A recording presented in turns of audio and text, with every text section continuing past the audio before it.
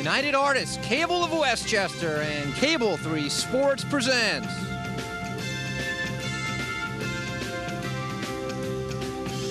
a Cable 3 Sports Special.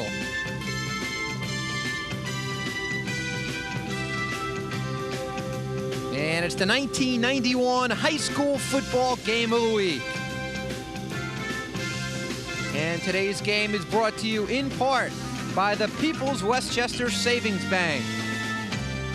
Also by the Beeline Bus System. Make a beeline for the goal line. By Ged's Graphics of Mamaroneck, custom t-shirts designed by Ged's Graphics by the Eastchester Bipartisan Committee. By Physicians Health Services, PHS is healthcare at its best. And also by United Artists Cable of Westchester. And from a wet and rainy Memorial Field in Mount Vernon, New York, it's a Conference 3 League A matchup, Eastchester and Pelham, and they play it for the Colonial Cup as these teams are rivals. And you can see the field is wet, it is muddy, and there is some wind, temperatures around 60 degrees. Hi, everybody. Eric Lubitz along with Ray Krowski as usual, and we got a wet one for you. And Ray, very interesting, two very similar teams offensively and defensively. Playing Eastchester Pelham is almost like playing your own shadow. That's correct, Eric, because you have Pelham, they run the I formation, and the same with Eastchester. With the I, they'll run multitude sets. They'll have slots, they'll have a wing, they'll have twins. And when you look at Pelham's side, they'll run a lot of option out of their I. And what Eastchester mainly does with their offense, that they'll run power because of big Jim Luciani. He's 240 pounds. It's a blast of power, but I think today they're going to try to get to the outside. Defensively, Eastchester and Pelham really are defensive teams, very similar defenses. Exactly. Both teams have a 5-front defense. The only difference is Pelham uses a 5 monster, and Eastchester uses a 5 with 2 cornerbacks, a free safety, and a strong safety. So you have the identical defense. The line, they're going to try to close the gaps. They're going to be sliding, slanting. They're going to be shading a little bit. So it's actually like you're playing against your own team. Now, the last time these two teams played was right here at Memorial Field last year, and Pelham won it 38-6. In fact, Pelham has won 2 in a row, winning 6-0 the year before that. A little bit earlier, we had a chance to speak with both coaches. We'll start off with the Eagles, John DiArco. All right, John, you guys started off with a poor effort against Bronxville, but now you're 2-1. This is for first place, chance to go 3-1. That's right, Eric. We came out, we were a little flat in the first half. It was 7-0, and in the second half, they really took it to us. And yeah, you're right. We're 2-1. Pelham's 2-1, and we're looking for a real tough game tonight. Elton Lee is out. Mike Palmiotto is in. Do you feel as confident, Palmiotto? Without a doubt. Mike and Elton share the position. Anyway, and Elton sees a little more time because Mike does such a good job on special teams and strong safety. Now, I know you want to throw a little bit today with Todd Montesano. Try to keep the Pelham defense honest, but hey, it's wet. Is that a problem? I should have come out and said that I wanted to run, and no, we're gonna mix it up. The field's in pretty good condition, and hopefully the rain will let up. It's not coming down too hard, and we're here to play. All right, Coach. Last week you made a quarterback change, and it certainly has paid off because Danny Orlando has moved to tailback, and he had a great game.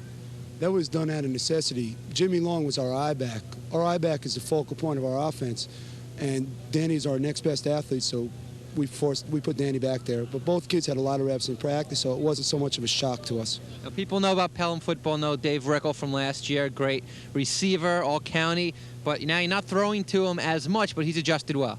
Dave has been a tremendous plus for the program. He's not the focal point of the offense as he was last year, but to Dave's credit, it shows the kind of character he has. He's done a great job of blocking for us because he's the key to our running attack. Now, Eastchester Pelham, we expect power versus power. Who does that favor? I don't know. Eastchester looked very good running the football last week. We're afraid of them and the big kid Luciano. So I think it's going to be an even match. And the winner of this will be in first place. These standings for League 3A. Pelham, Westlake, Eastchester, overall 2-1. Byram Hills, though, may be the best of them. 1-1, only loss was the forfeit. Looking at the schedules for the two teams, Eastchester, after a loss in Bronxville, they won the forfeit, beat rival Tucko. After this, they travel to winless Sleepy, then they have Westlake, and then to winless Woodlands, so big one for the Eagles. Meanwhile, Pelham, same thing, 2-1. They started off with the loss to Edgemont. Let's see if we can take a look at the Pelham schedule now. They lost to Edgemont 21-6. And then, Ray, they shut out Spackenkill. There we go. And they defeated Woodlands. And that Woodlands game, 22-14, but it was 22-0 in the fourth. And after this, they have Westlake and Sleepy, Byram, 3 in a row at home. So now it's time to get to the keys for tonight's contest. And, Ray, as we get into the keys, what does Eastchester have to do here to finally get the Colonial Cup back? Well, I think the weather's going to have an effect on it. I didn't think it was going to rain this hard at this time of the night, but for Eastchester, their main key is tailback Mike Palmiato must have a great game. The perimeter has to be attacked successfully in Eastchester's offense. The tailback has to come through, and he has to do the job for the Eagles. They have to contain Rickle and Orlando. Stop Rickle from getting into his passing lanes and stop Orlando on the option play. Quarterback Todd Montesano has to be on target with his passes. This will loosen the game for Eastchester and spread Pelham's defense, forcing them to play the entire field. Now, how about for the Pelicans? Now, for Pelham, they must establish the running game. They have to get into good field position, and when they do that, then their play-action passes will become effective and lead to touchdowns. They have to get Dave Rickle more involved in a passing game. He's an all-county tight end. He has sure hands. He can get up to catch the ball. He can really take a hit. And I say throw the ball to Rickle, rain or no rain. 3, they must contain the Eagles' inside running game. This is a must. You have to stop 240-pound fullback Jim Luciano, and they have to make the proper adjustments to Eastchester's multiple offensive sets. All right, so Eastchester Pelham, Colonial Cup 91, and it's coming up next on Cable 3.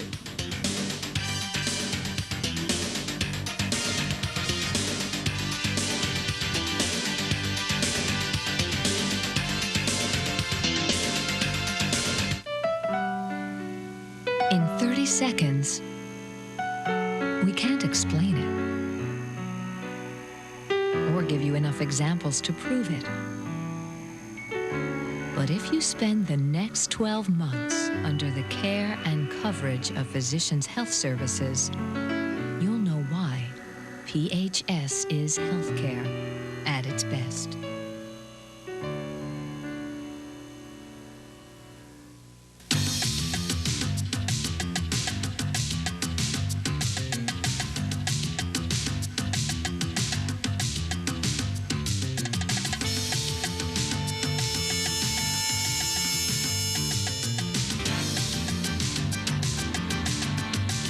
For the best in community sports, you can't beat local cable programming.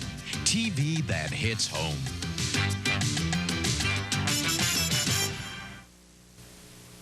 All right, Ray, as we talked about, the rain coming down steadily. Not as hard as it was a little while ago, but certainly enough to have an impact on today's game. Are we going to see turnover city?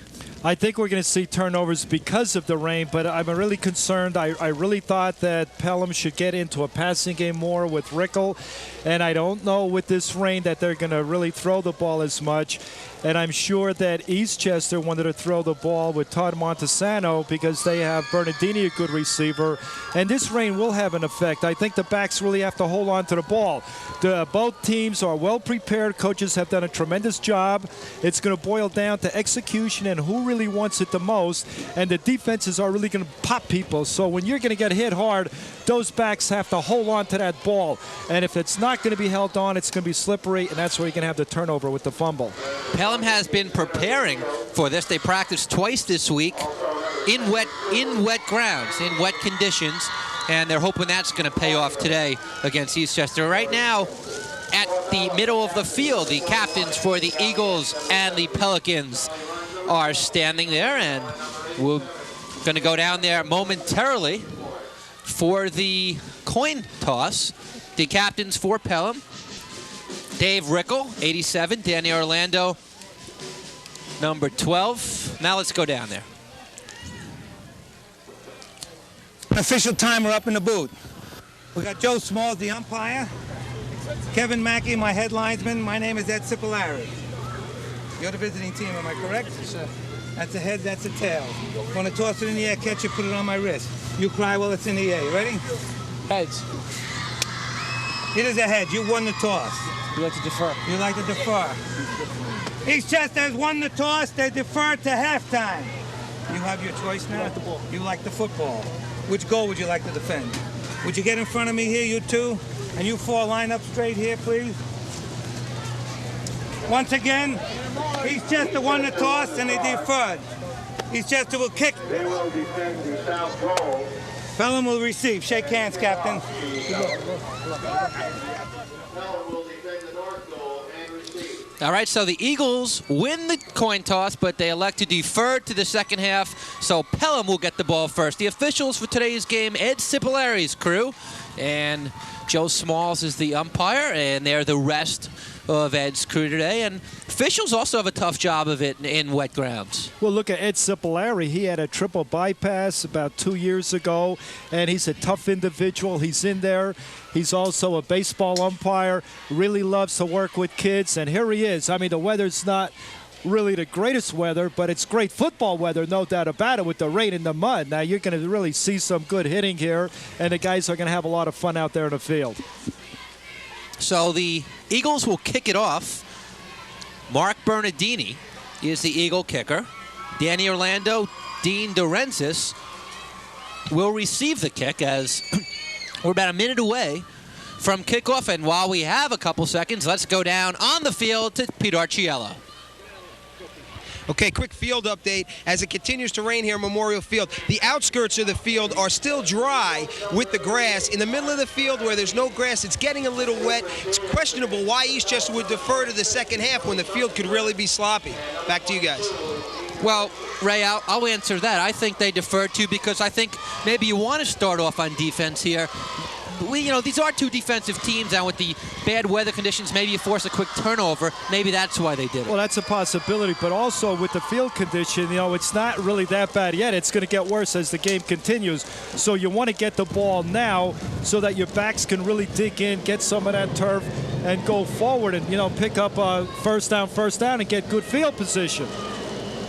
You can win this game on field position alone. Bernardini's a good kicker. Squibbed it a lot last week against Tucko, but he gets it off. And it's taken, and that's Orlando. Rather, it's 26 Billy Sunkenberg, and he doesn't get much. So it'll be Pelham football, and we'll take a look at the Pelican offense. The quarterback for Dave Moskowitz's Pelicans is number 10, junior Paul Bob. Only his second varsity game starting ever. Caruso is the fullback. Galliani will get in there as well. Danny Orlando, the tailback, 210 yards last week against Woodlands. Joe Durnan, Dean DeRenzis, and all-county tight end Dave Rickle.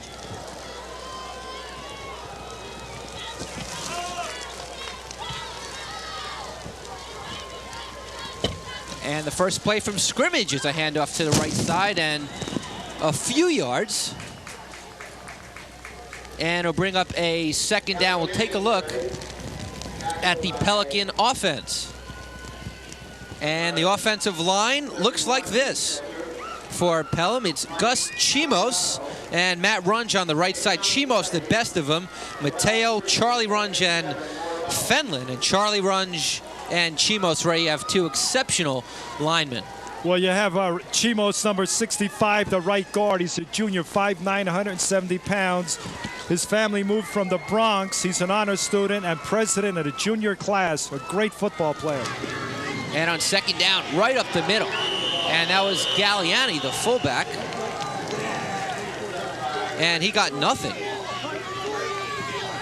And it'll bring up a third down. Looking at the Eagle defense, Luciano, Iasola, Hunt, Piaquadio, Donardo up front. Let's look at the rest of the Eagles defense, the linebackers. Herbert and Codio. And Codio had an ankle injury. And the secondary, Bernardini, three-year starter, Morano, Palmiato, and Mealy. Third down and 7. And it's again a handoff to the right side.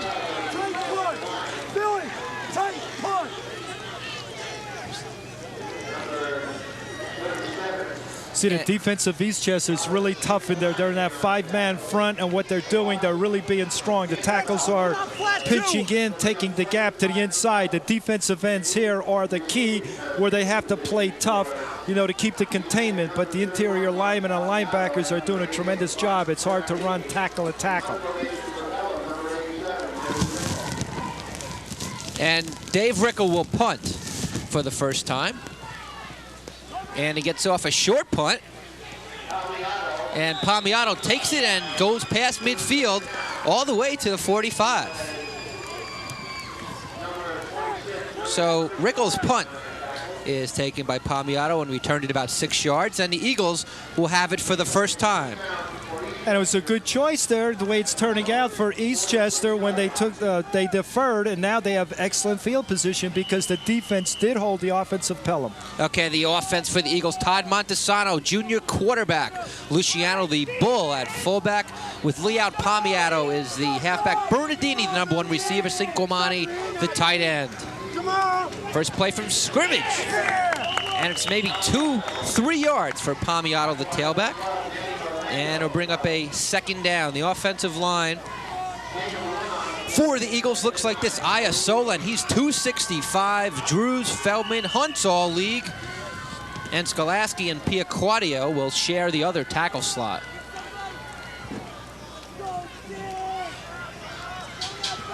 Second and 7. 8:40 to go. First quarter scoreless. Pelham couldn't move it. Eagles trying here. And that's Luciano. And Ray, maybe a yard, maybe 2 on the play. It'll bring up a 3rd and long. Looking at the Pelham defense, and their front 5 is really strong. Rickle, Fenlon, Mark Runge, Charles Runge, his brother, and Sung Soo Bai are the front 5. Now Robert Drews, the left guard for Eastchester, number 50 is a senior, 5'10", 175. He also plays hockey, had a tremendous offensive game against Tuckahoe, had 3 decleated blocks. That's where you put the man on his back. 39, see if they throw it. Now that fullback Luciano, rather it's Palmiato. And Palmiato picks up yardage, but nowhere near a first down. He got 5. And now we have a chance to look at the rest of the Pelham defense. And they are strong at linebacker. Gus Chimos, Anthony Galliani, 2 great ones. Galliani, the leading tackler. Chimos, maybe the best player on the team. The secondary, Danny Orlando anchors that.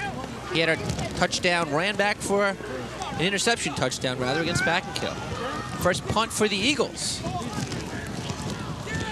And Bernardini gets a good one off.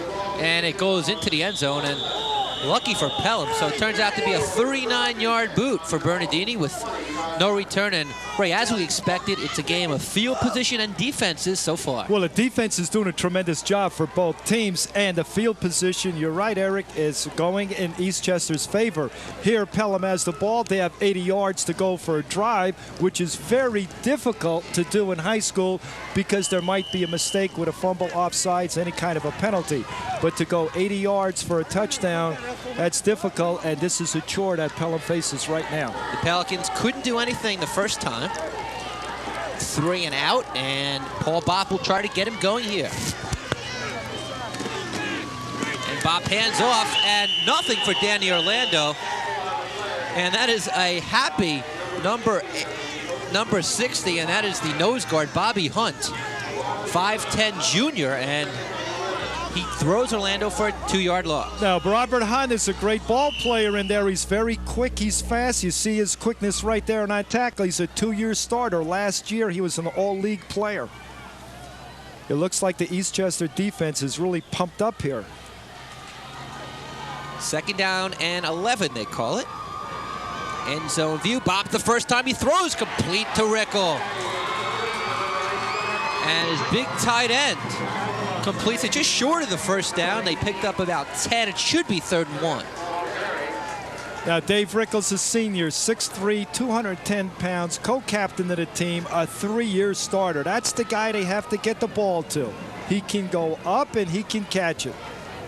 Oh, he's 6'5". Well, you can see right here where he has to be held up by the defense of Eastchester. Look at him facing the quarterback, going up, taking the hit.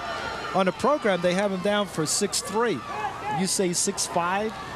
Third and less than 1. And Bob keeps it himself. And good calls. He calls his own number, and he easily picks up the first down, picked up about 4. And that's the first down of our contest.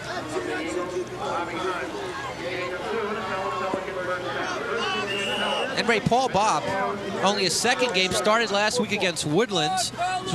Nice move right there.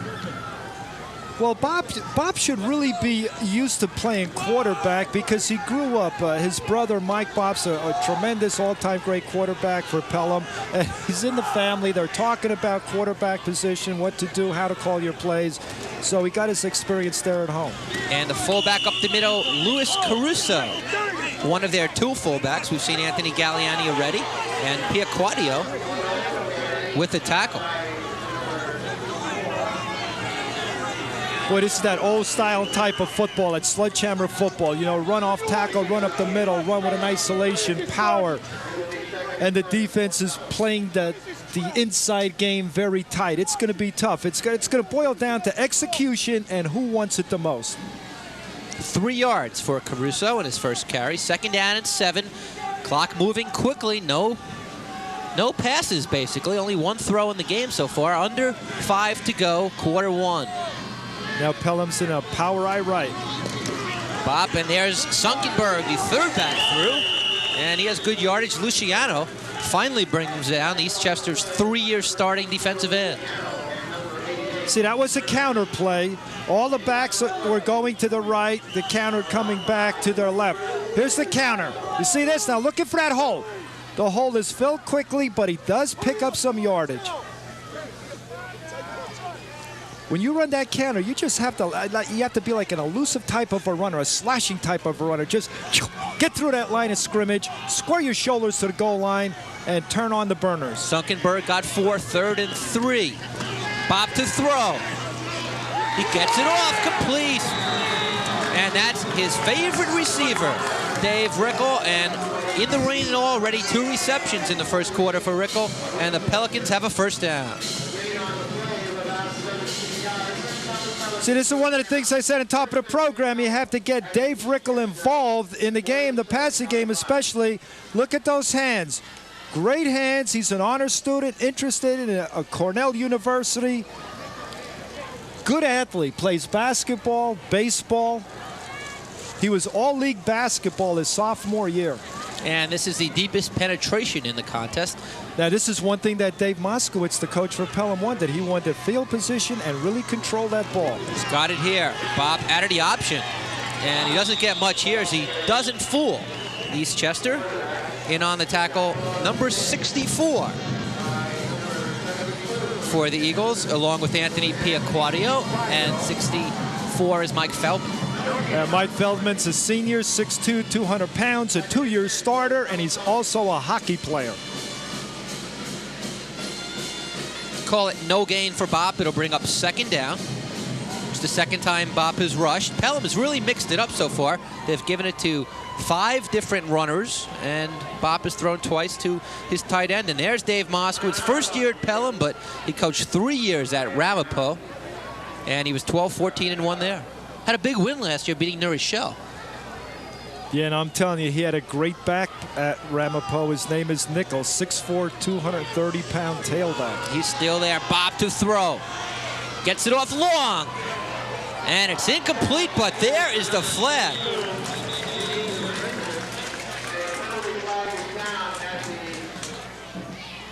There is the flag. Rickle is the intended receiver, and I believe pass interference. Now, if that ball is thrown, both receivers have a right to go for the ball. John Morano back there for the Eagles, but we'll have to wait and see Ed Cipolari's call.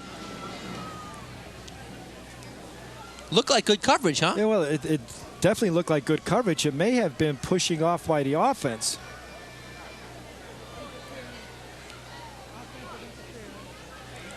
As the officials are speaking with the Eagles defense. Now watch, it's Morano and Rickle. You make the call. Let's see if he pushes off. Let's see. Oh, maybe right there. Maybe right there he pushed the defender. You see how he had his hand on his shoulder pad and just pushed him away so that he could get the ball? You cannot do that. You can go for the ball, but you cannot push. 22 black. It's a loss of down, and it's a 50. So they'll lose down now. March the yardage off. We incorrectly stated Rickle was Dean Dorenzis, 22, the intended receiver.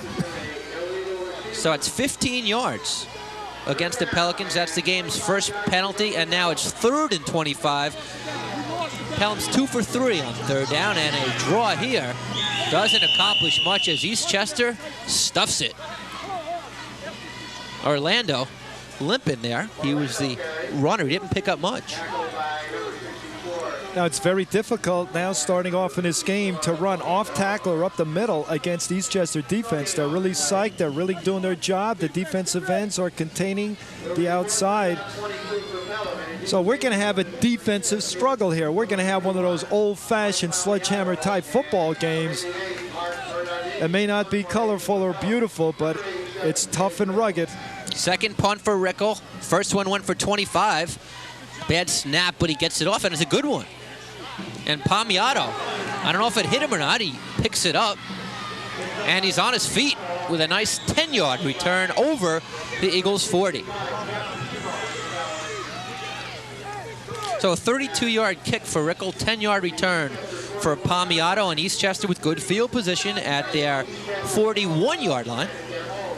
And there's 2 minutes, 2 seconds to go. Quarter number 1, Eric Lubitz, Ray Karowski, Pete Arciello from Memorial Field, the Colonial Cup, Eastchester and Pelham, and it's been all defense. And Eastchester now, with their good field position, they have to move the chains a little bit to get closer to that goal line, and they're going to have to attack, the outside. They have to hit the perimeter. And there's first down, and that's Palmiato, the tailback. Good running room. And a good second effort as he did not let himself get tackled right away. And there, I believe Palmiato is going to get a warning from Cipollari. Making the tackle for the Pelham Pelicans was number 65, and that's Gus Chimos. Now, Palmiato's a junior, 5'10", 160 pounds. He's a 2-year starter. He started defense last year. He's also a baseball player. Coming into this game, he had 15 carries for 80 yards. And on that play, Eastchester did attack the perimeter. So it's 6 yards on the play. Minute 40 to go, 2nd and 6. And that's Luciano, the fullback, and that's why they call him the Bull. He broke a few tackles into the secondary, and Chimos brings him down along with Dave Trombetter, 43. Jim Luciano, now he's a senior, 6'2", 240 pounds, hitting right up in the gut. Now you have to tackle him around the legs. You cannot grab him around the hips, waist, shoulders. He will carry you. He's a 3-year starter. Last year, he was all-league. He was captain of the football team last year and this year. That's the first Eagle first down in the contest, 12 yards for Luciano, and that's Palmiato, and good blocking by the line, and Chimos has made 3 straight tackles for Pelham. Palmiato, Ray got 6, 2nd and 4.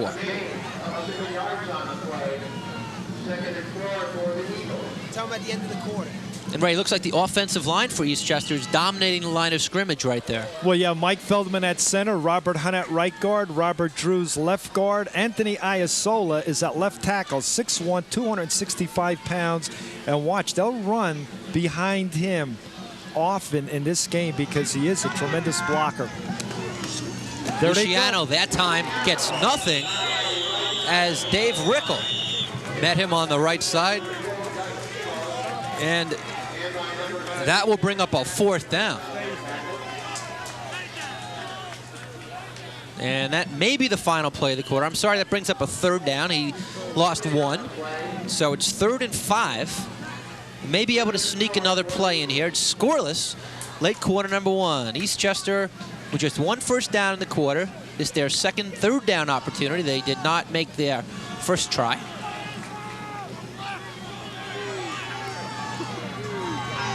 Todd Montesano is the quarterback. Palmiato, behind some great blocking, has a first down. And again, out of the secondary, Trombetta makes the tackle for Pelham. and a nice gain and a first down, and that will be the final play of the quarter. You can see Palmiero coming here now. Jimmy Luciano's the fullback who's blocking for him. There's a nice hole. He doesn't go down easily, keeps those legs pumping, and it takes 4 men to bring him down after he gains the first down. All right, let's go right down to Pete Arciello.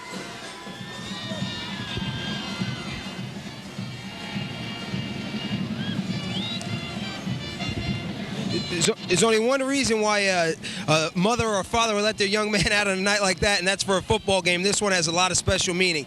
The Pelham Eastchester rivalry has evolved into something called the Colonial Cup, which I'm holding here. This is the 4th year. Eastchester won the first year in 1988. Pelham has won the last 2. It's a lot of tradition and rivalry. The Colonial Cup was founded by Eastchester Athletic Director Dom Ciceri and then Pelham Athletic Director Mickey Spillett. And Coach Ciceri named the Colonial Cup because of all the history in Eastchester and Pelham. And these are what these guys are fighting for today.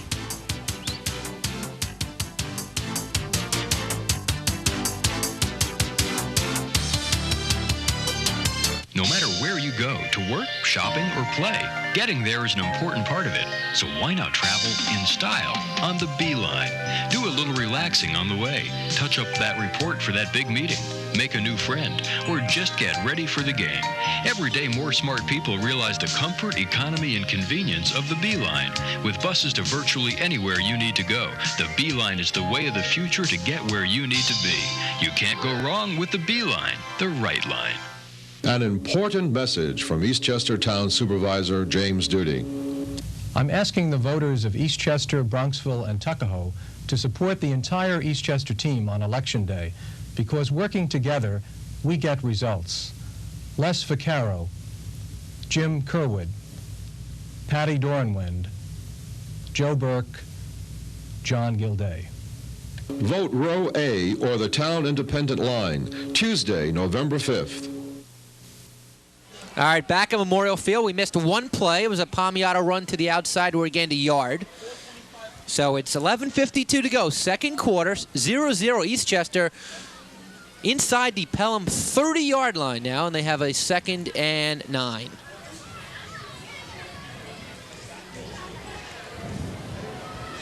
And there you see first quarter stats. Not much offense. First downs, a couple each. Eagles with some yards rushing. Toward the end of the quarter, they started to move the ball well. Passing, Bob completed 2 for 27 total yards even.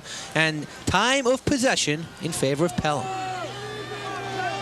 Second down, second man through, Palmiero. And again, into the secondary.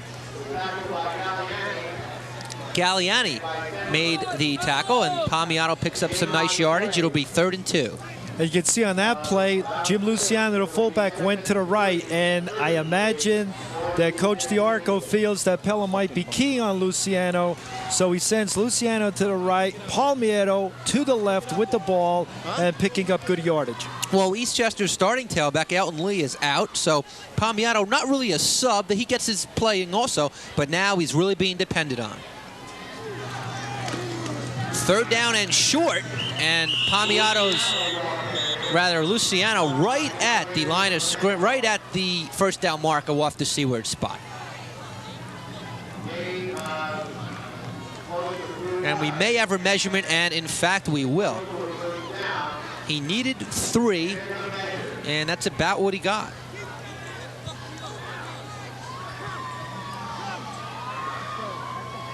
And this is pretty crucial.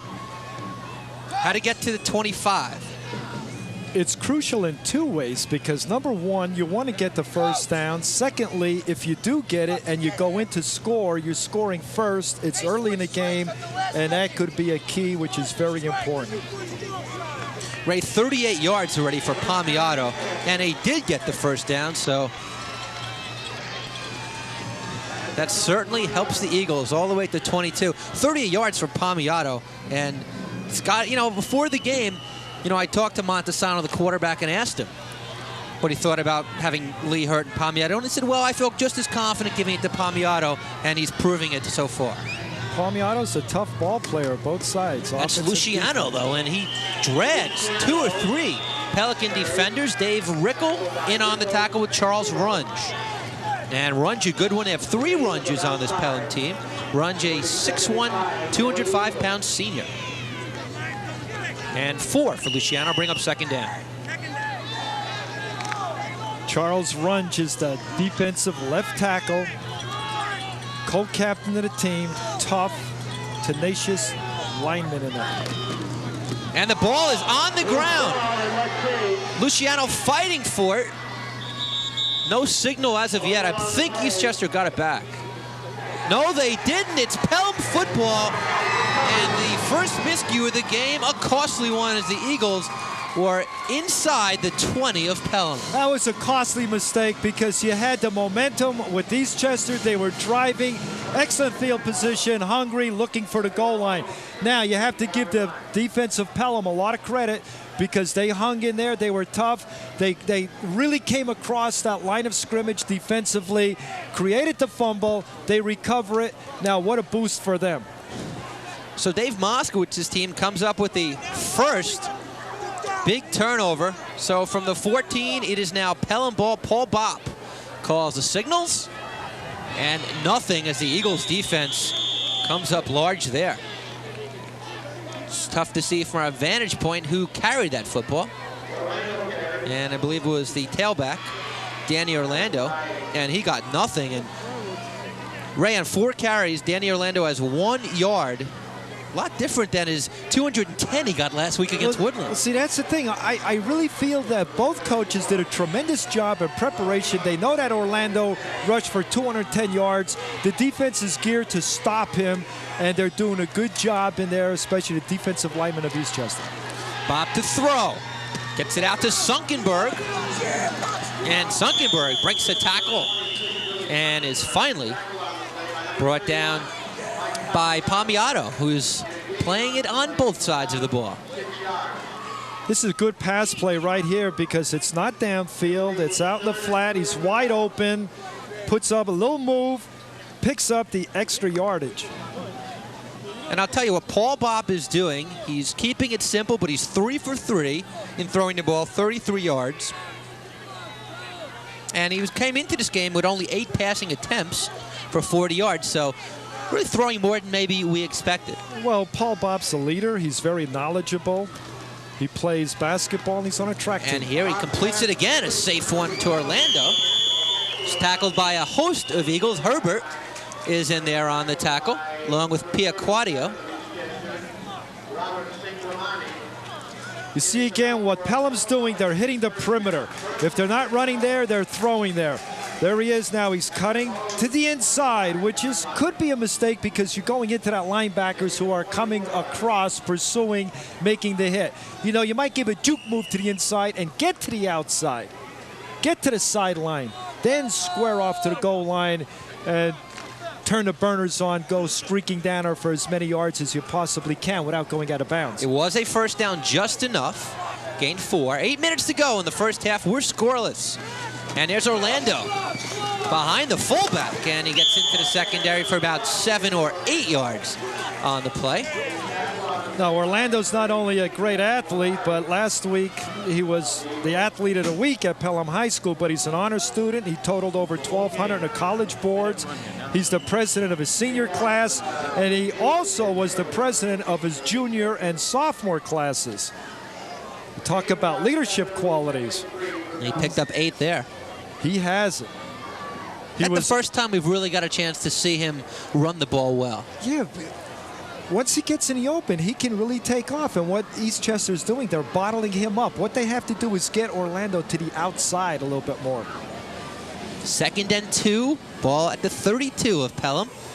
And there's Orlando again, and he tries to get outside, flag down. And good gain for Orlando, but I believe it will come back.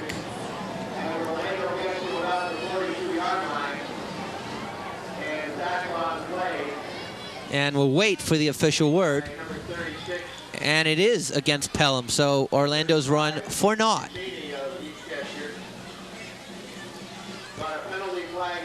Ray, the initial, and there's Chris Chulo wiping off one of our cameras. And if you didn't do that, you'd be seeing a very fuzzy game out here today. A lot of raindrops on your screen. this is one thing that Coach Moskowitz was concerned about. He was really worried about the mistakes, you know, like a penalty, holding, and losing position like this. This is what really can kill Got a personal foul, clipping, 26 blue.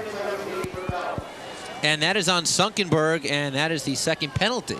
See, this is what kills drives, and it really takes a little bit of momentum away from your team. Sure, 2nd and 3, maybe a free play to throw the ball. Now it's 2nd and 18.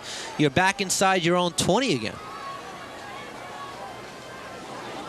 Passing situation, Bob hasn't missed yet. He goes long, and this time it's incomplete. And how dangerous was that as Bernardini back there tipped it and almost into the hands of intended receiver Joe Durnan. That would have been almost a fluke play, would have went 83 yards. Yeah, if that ball was a little bit higher, because the receiver was behind the defender, and that's one thing you do not want to do when you're playing defense. And as a coach, you tell those defensive backs, do not let anyone get behind you.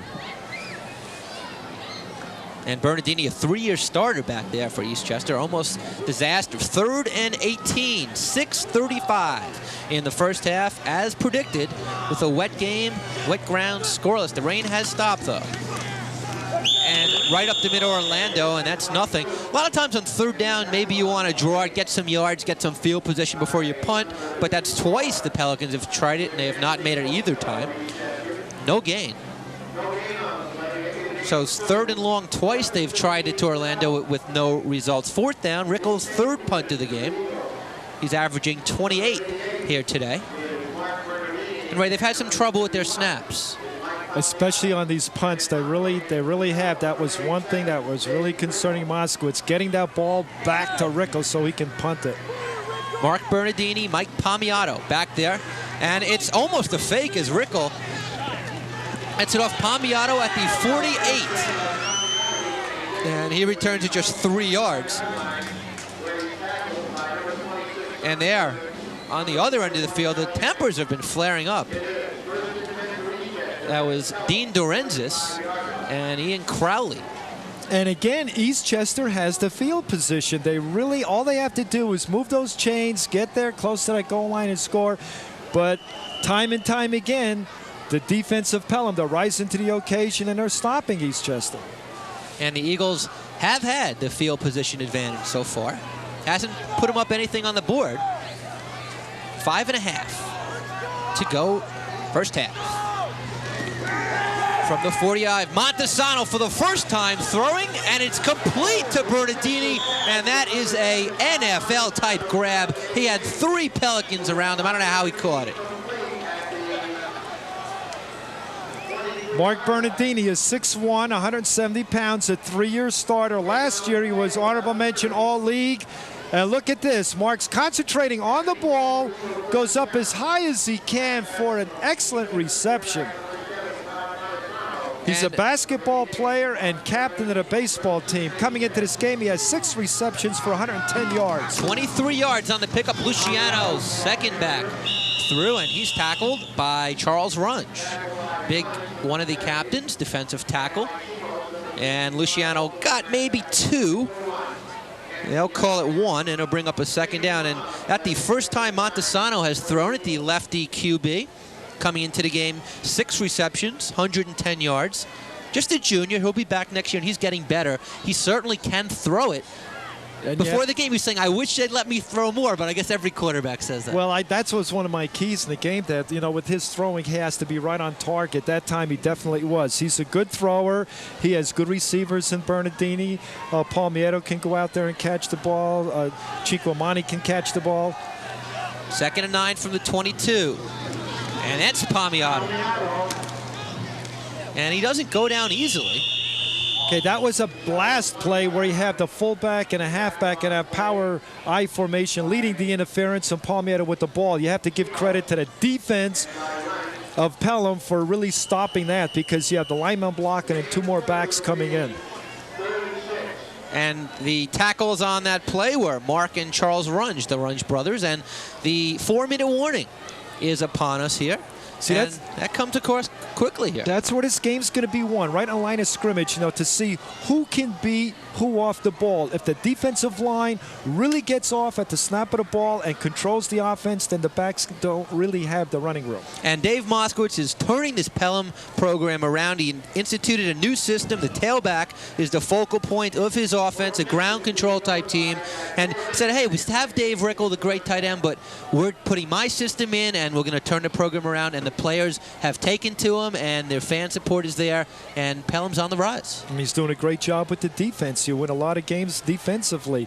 And I'm sure once the ground attack is successful for Pelham, whether it's throughout the season or in a game, then he can go to Rickle, open up play action passes, and I think that's going to be the key to really establish the running game first. Third down, 6 yards to go. Crucial play, 4-minute warning, 18-yard line.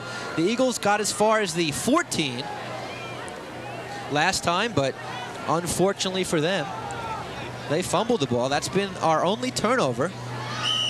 Keep playing this drive. The Mark Bernardini gorgeous catch among 3 Pelicans. Montesano's thrown once for 23 yards. 1 for 1. Let's see if he throws again. Clock is moving under 4. Now Palmiato right up the middle. He'll be short of the first down, and once again Charles Runge, seems like Runge and Chimos are making all the tackles. You know, it looks like everybody is expecting a pass. The line did pass protection blocking, and it was a draw play right up the middle. Not a bad call, hoping to break through and go to that goal line. It is 4th and 3 yards to go. The ball is on the 15. And the ball boy for Eastchester coming out there with that ball is John DiArco Jr. And is he knowledgeable in football? He knows about the kicking game, offense, defense. Head coach's son. Under 3 to go. 4th down to throw is Montesano. And it's incomplete, intended for Bernardini. Now, Ray, let's talk about that call right there. 4th and a long 3. Would you have thrown? I thought it was a good call because, number one, the receiver's open. You can see right here the defense is expecting to run. There's the pass protection. Nice pass to the sideline, just a little bit overthrown. If that was a foot and a half closer, it would have been a great play. All right, let's go on the field to Pete Archiello. Point, just from each school went to the opposition school. Coach Dom Ciceri graduated from Eastchester in 1960, and athletic director Joe Del Vecchio from Pelham graduated from Eastchester in 1970. Both went on to be great coaches in this section in baseball. Back up to you guys. All right, Pete, first down, and it's Orlando through the left side, and he's got 5 yards. And that'll bring up a second. An interesting point that Pete just brought up. The beginning of his talk was cut off there because of the microphone, but both athletic directors, Dom Ciceri of Eastchester, Joe Del Vecchio of Pelham, went to the opposing schools. And interesting, they're both the baseball coaches of their respective schools, and Del Vecchio, who played for Ciceri, hates when he has to play Eastchester, especially in the sectionals, because it seems like and look how good Pelham was in baseball, and they're going into sections, and who beats them but Eastchester? I think if Pelham would have won that game, they would have went all the way to the States for the Class C championship. Orlando got 5. 2nd and 5 out of the option, Bob. And I believe flags on that play, as he did not get much. And that'll bring up a 3rd down. Some of the fans, it is currently not raining here at Memorial Field. Though the field, as you can see, a bit torn up. They don't play that much football here anymore. Mount Vernon plays their home games. Here, Iona Prep has moved theirs to Iona College. And the Colonial Cup is always here. On a hole. And you see, this is one thing you don't want to happen. You don't want your team on a way to a drive, maybe getting a first down, to make a mistake like this, a penalty, because what you're doing, you're actually beating yourself. And this hurts. That's the 3rd penalty against Pelham, and this will move the ball half the distance to the 10-yard line. It'll be a 10-yard penalty. And actually inside the 10 on the 9. And Eastchester has not been penalized, as Pelham will use their first timeout. Eastchester's not been penalized all game today. Early in the year against Bronxville, penalties kill the Eagles. 6 penalties for 15 yards or more. Well, what you're doing, they're just getting better, and that's what you want with your team. Every game you play, you just want improvement. But right now, the advantage is to Eastchester because they really have Pelham pinned, with their backs up against the wall. Now, if they can hold Pelham, put a rush on if they're going to punt the ball, maybe get a block, and even if they don't, they're in good position to go for that touchdown. And Ray, what a turnaround the Eagles have had. Started out the season against Bronxville, looked really listless and flat. Came back with the win over Tuckahoe, and they have looked great today. It's scoreless right now, but they've controlled it. And win or lose, this is a different Eastchester football team. They're improving. They were well prepared for this game, and like I said before, it's going to boil down to execution and who wants it the most. And when you are having penalty after penalty, that is not what you call good execution. Minute 59. On the first down and nothing. Eastchester's defense swarming, and Billy Sunkenberg will lose more yardage, and it'll bring up a 3rd down and more, as Pelham right now, I'm sure, just wants to get into the locker room scoreless. The Eagles now will call timeout, and Sunkenberg lost 4 on the play, and that's the first Eastchester timeout. As Pelham has not done anything on the ground, and that's what they really wanted to be able to establish. They have had some success through the air with Paul Buck. And let's talk about Michael Buck, Paul's brother. He's now at Johns Hopkins as the 3rd-string quarterback, but he was a legend here at Pelham last few years. What an arm. And it's not really fair to compare Paul to his brother. No, that's definitely true, but Paul's going to be a great quarterback, and I'm sure he's emulating his brother. But right now, what has just happened was a good move by Eastchester. Tony Archiello, who's the defensive coordinator, called timeout to kill the clock. Also talked to his team whether to put pressure on or, defensive back, stay back, watch for a pass. But we have him in a hole here now, and let's keep him there. That's what I imagine he was probably telling that defense of his. All right, 3rd down and 19.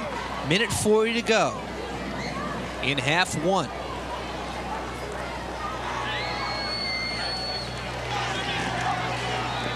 Bob gives it to Orlando, who stays on his feet and is finally brought down by Chris Melee, the free safety for the Eagles. And he picked up 10 yards, but he'll be way short. And Eastchester wisely stops the clock for their 2nd time. I wouldn't be surprised here. Eastchester puts a block punt on, trying to get that kick, get the ball, block it, get in good field position, and go in at halftime with the score. Last week against Tuckahoe, the Eagles blocked 2 punts. Don't forget to join me every Tuesday at 7:30 for extra points, scores, highlights, standings, top 5s, everything in Section 1 football, Tuesday at 7:30. Now, right now, Eric, we saw that the center had a lot of problems getting the ball back to Rickle, with his 13 yards deep. What you do is you line up in your eye and quick kick it, get it down midfield. And there we are. You can see we're shielded from this horrible weather, though we certainly got our share in the pregame. Ralph Romano up here with us, our statistician. And our Cable 3 crew doing a fine job. You saw Chris Chulo earlier wiping a camera lens off. Miles Rich, our engineer, doing a good job to get everything up and working here today. It's tough when it rains. Yep, we have 4th and 10 now. Exactly right, when it rains. Now Rico has punted 3 times for 29 yards. Eastchester blocked 2 punts last week. Another bad snap. Rico gets it off. And it is bobbled there. Bernardini finally hangs on to it, and he gets out of bounds at the Pelham 47. And considering Pelham came off good, we may have roughing the kicker. I think we have roughing the kicker here. Automatic down. And that will be an automatic first down, and the second Eagle mistake of the day, the fumble being the first one there.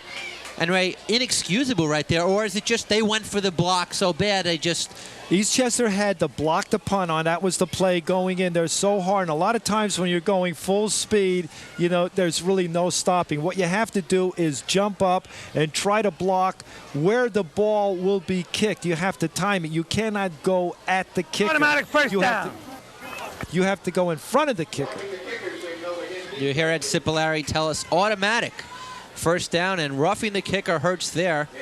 The two guys blocked the punt last week for Eastchester, Will Anderson and Dave Bernardini. Eastchester with great special team play. Eric, they made a mistake in a paper. It's not Anderson. His name is Ackerson, A-C-K-E-R-S-O-N. Correct. Will Ackerson, junior, 6'2", 175. First down from the 20, a break for the Pelicans. I believe that's motion on Pelham. Orlando will get 4, but it probably will come back. Ooh, the laundry was coming out there. There's 1, 2, 3, 4 flags there out in the field.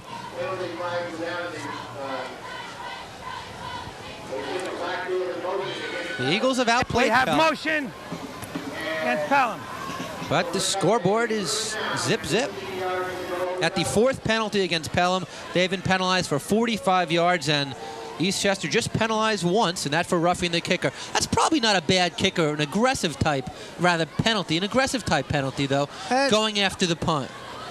Oh, we're talking about that, right. You're going after the punt. But this play right here, what it is, it's discipline. When you're out there, you're a split end or you're a flanker or whatever, you have to, if you can't hear the count, then you have to look at the ball. If you can't see the ball, watch for movement.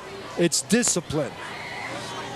And right now they may fall on the ball. It looks like they're setting up to do just that with 37 seconds to go. And in fact, they do. Paul Bob will lose 1 on the play, and Eastchester can stop it but one more time. And let's see if they do, and they do. So that's their final timeout in half number 1. Both teams are 2-1. It's really interesting. Eastchester Water Boys going out are John DiArco Jr., John Bernardini. He's the brother of Mark Bernardini, and Mark Palmietto, who is the brother of Mike Palmietto, who's playing. So they're keeping that football program in the family. Yeah, we got a lot of family action here today. The other side, we talked about the runges, 3 runges on the roster. Charles starts both ways. Matt starts on the offensive line. Mark on the defensive line. They're all linemen, those runges. They're tough, they're big, they're strong. And, you know, when you're big and powerful like that, you know, that's what you want. You know, the coach is looking for good linemen. And if you have the size and the physical ability that God has given you and you want to make the best use of it, hey, they can also play basketball. Remember there was a Runge. Peter Runge. Went to Manhattan, if I'm not mistaken. Great Manhattan. player, Manhattan. Yep. Played for Mount Vernon before that. And Bob should just fall on it again. This probably will be the final play, and he does, of the first half. And Pelham will inch off the field here. Lucky to be tied at 0. So the Eagles' defense, really the story of the second quarter, is Pelham unable to get anything going. Only 2 first downs in the second quarter and 1 on that roughing the punter. So we're zip-zip at the half, and we're going to go on the field in a few moments to our Pete Archiello. But Ray, quickly, impressions of half 1. Okay, number 1, Eastchester had the field position, and I give a lot of credit to the defense of Pelham. They really held their ground. Eastchester had a chance to go into score. They fumbled, they recovered. A lot of credit to the Pelham defense. On the other side, you have to look at the Eastchester defense. They did a good job, but I think there was more pressure on Pelham because Eastchester had better field position. All right, no score. You can see it on our Ged's Graphics scoreboard. Don't forget Ged's Graphics custom T-shirts made in Mamaroneck, New York. All outerwear. Get it done in Mamaroneck at Ged's Graphics. So 0-0 Eastchester Pelham. Eastchester with the better opportunities. They had 2 good drives going. One was stopped on downs, the other on a fumble. Pelham really without a solid first-half opportunity. And this is the Eastchester defense we thought we might see in our opener against Bronxville. I really thought so. I really thought in the beginning of the season that Eastchester would be undefeated at this time. All right, now let's finally go to Peter Arcello, and he has John DiArco. I've got John DiArco here at halftime. You guys tried to get in one time. You fumbled the ball. Tell me a little bit about what happened. We had a mix-up on the handoff. We're coming back. We're trying to let them play the game in their territory with good defense and strong special teams play. Anything going wrong in the first half? To be honest, Pete, no. I feel we're controlling the line of scrimmage. We're playing aggressively, but we got to cut out those turnovers. They'll kill you. Okay, you seem like a prophecy because you deferred to the second half, the rain stops, and the field clears up. How's it going? Well, I really felt the way our defense was practicing during the week really gave me the key that I wanted to go on defense first. Unfortunately, it worked out. We're playing the game in their backyard. Okay, good luck in the second half. Back up to you, Eric. All right, Pete, and we'll go out right now. We'll come back with our halftime scoreless here at Memorial Field.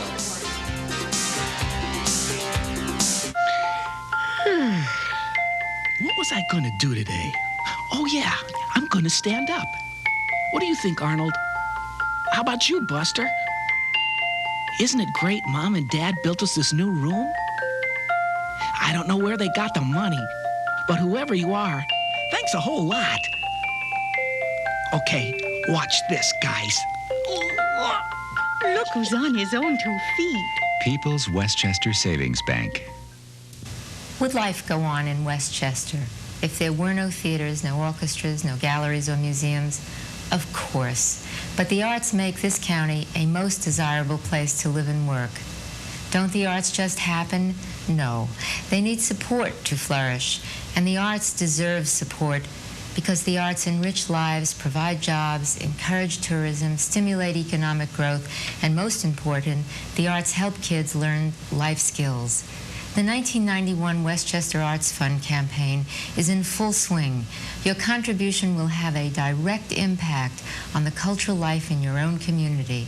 Your contribution supports not just one, but more than 40 arts organizations throughout the county. I urge business, corporate, and community leaders to make the arts a priority this year. Support the Arts Fund.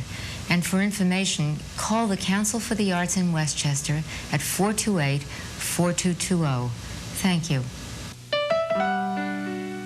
In 30 seconds, we can't explain it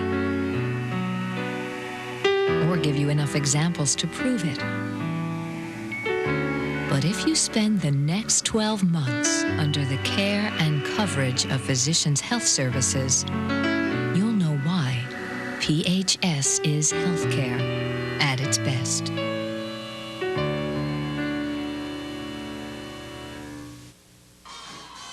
Back in Mount Vernon, Eastchester and Pelham, an exciting one, scoreless at the half. Time to take a look at our top fives, and we'll start off with conference number 1, North Rockland, who had them last week on Cable 3. They're 2-0. Roosevelt, probably the power of League 1A. They're second. Mayapack, Carmel, Ramapo round out the top 5. Conference 2, the awesome Ossining Indians are number 1.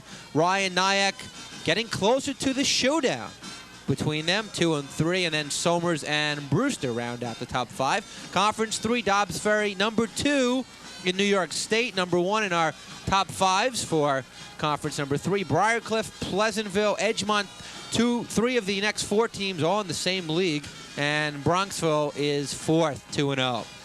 Taking a look at games being played around the section this week, number 1, North Rockland on the road, as is number 2, Roosevelt. 4 and 5 meet up, Ramapo and Lincoln, rather Ramapo and Carmel. In other action in Conference 1 for this week, we see teams having a bye. Scarsdale and White Plains, 2 local teams not playing this week. Conference 2, Ossining, their next victim will be John Jay as the Indians host them. And as we go down the list there, Dino Gar, Rye at Portchester with a chance for win number 100, and other action in Conference 2. In Conference 3, Dobbs with a week off, but number 3, Pleasantville travels to Byram Hills in a truly great football game, which it should be. Edgemont still unbeaten at improved Irvington. other Conference 3 action, Hastings at Valhalla.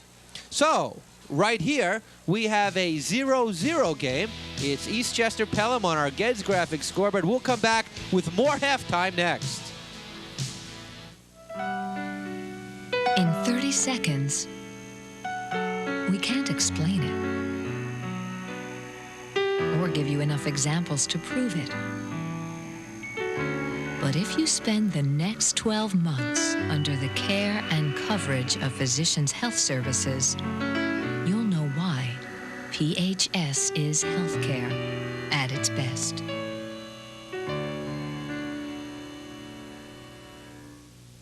Back here at Memorial Field, Eastchester and Pelham scoreless after the first half. We'll take a look at our halftime stats, and not much scoring, but some interesting stats. First downs, even. Yards rushing, 61 for Eastchester. Palmiato with 43, and Luciano with 18, accounting for the 61. For Pelham, 24 for Orlando. Yards passing, Eastchester and Todd Montesano just 1 for 2 for 23 yards.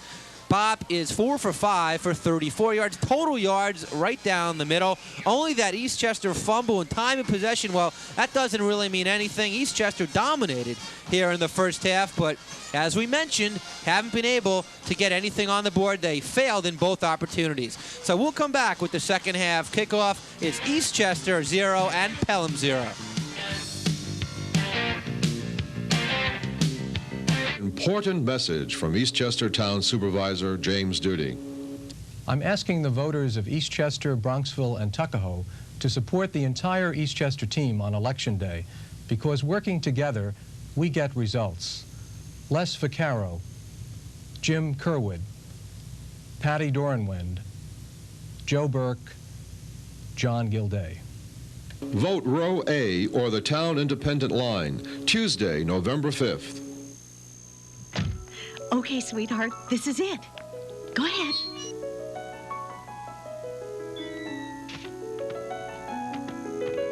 Our first house. She's going to love it. At People's Westchester, we help families realize their dreams with mortgages from the very fixed to the very adjustable. The mortgages of People's Westchester Savings Bank. Welcome back to Memorial Field in Mount Vernon, here where Eastchester and Pelham are tied at 0 at halftime. A quick note from the Eastchester locker room. Jimmy Luciano is not expected back. He's a starting fullback and linebacker for the Eagles. He has an upset stomach. He's been pretty sick in the locker room. So you combine Luciano with Elton Lee being out, the other starting tailback, and it looks like 2 out of the 3 Eagle backs are out for the game. Eric, back up to you guys. Thanks, Pete. A tough blow for the Eagles. And Ray, Luciano, who had 85 last week against Tucko, Lee had 95. Hey, that's almost 2 guys with 100 yards in the same game. And now you're without them both in a scoreless game. That's trouble. Yeah, well, Jimmy maybe at halftime was a little sick. He regurgitated, and maybe it's out of his system. He needs a little relaxation. He's a competitor, and I would not be surprised if he comes into play, even if it's on defense.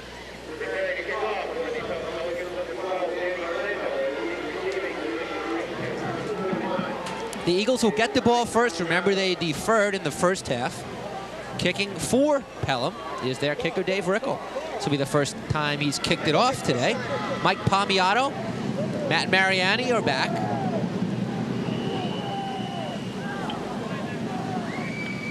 And the second half is underway, and Rickle's kick is a good one. And it's bobbled at about the 17. And Mariani tries to get outside, and he's unsuccessful as Joe Durnan makes the tackle. So good kick, bad field position for the Eagles. They'll start from their 15-yard line. Todd Montesano just threw it twice in the first half. He's their quarterback.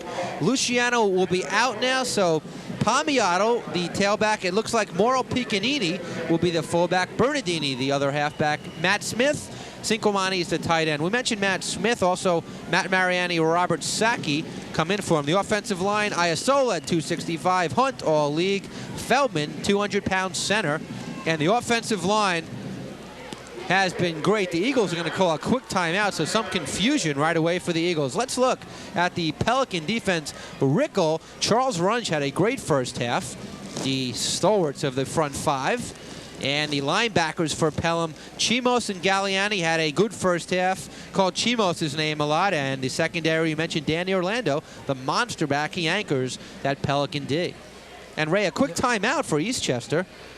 Well, you have Joe Luciano. He's the offensive coordinator of Eastchester, and I'm sure with his son not playing in there at fullback, there might have been some confusion of, who's going in there or what's happening, or they might say, Jimmy, do you feel better? There, all these questions arise, and to get that timing, and you have to do it quickly. It wasn't done, so Eastchester calls a timeout. Okay, so they'll start from their 15. We're underway, third quarter. Field position right now in favor of Pelham. Todd Montesano, the lefty QB, is in there. And on first down, there's not much going on. Good defense by Pelham. I could imagine right now that there were a lot of adjustments being made at halftime by both coaches, and we're going to see what they were this second half and see what kind of changes they make, if they're going to go to the passing a little bit more, go to the outside, because running tackle to tackle up the middle, it's very difficult. John Patone Jr. took that carry for the Eagles. He is a halfback, 5'10", 165. So that's the first we've seen of Patone, number 6. He's in motion. And John Patone is playing with a bruised hip. And he gets it again. And Patone gets nothing again. Galliani all over him. Nice tackle by Anthony Galliani. And that'll bring up a third down. Nothing again for Patone.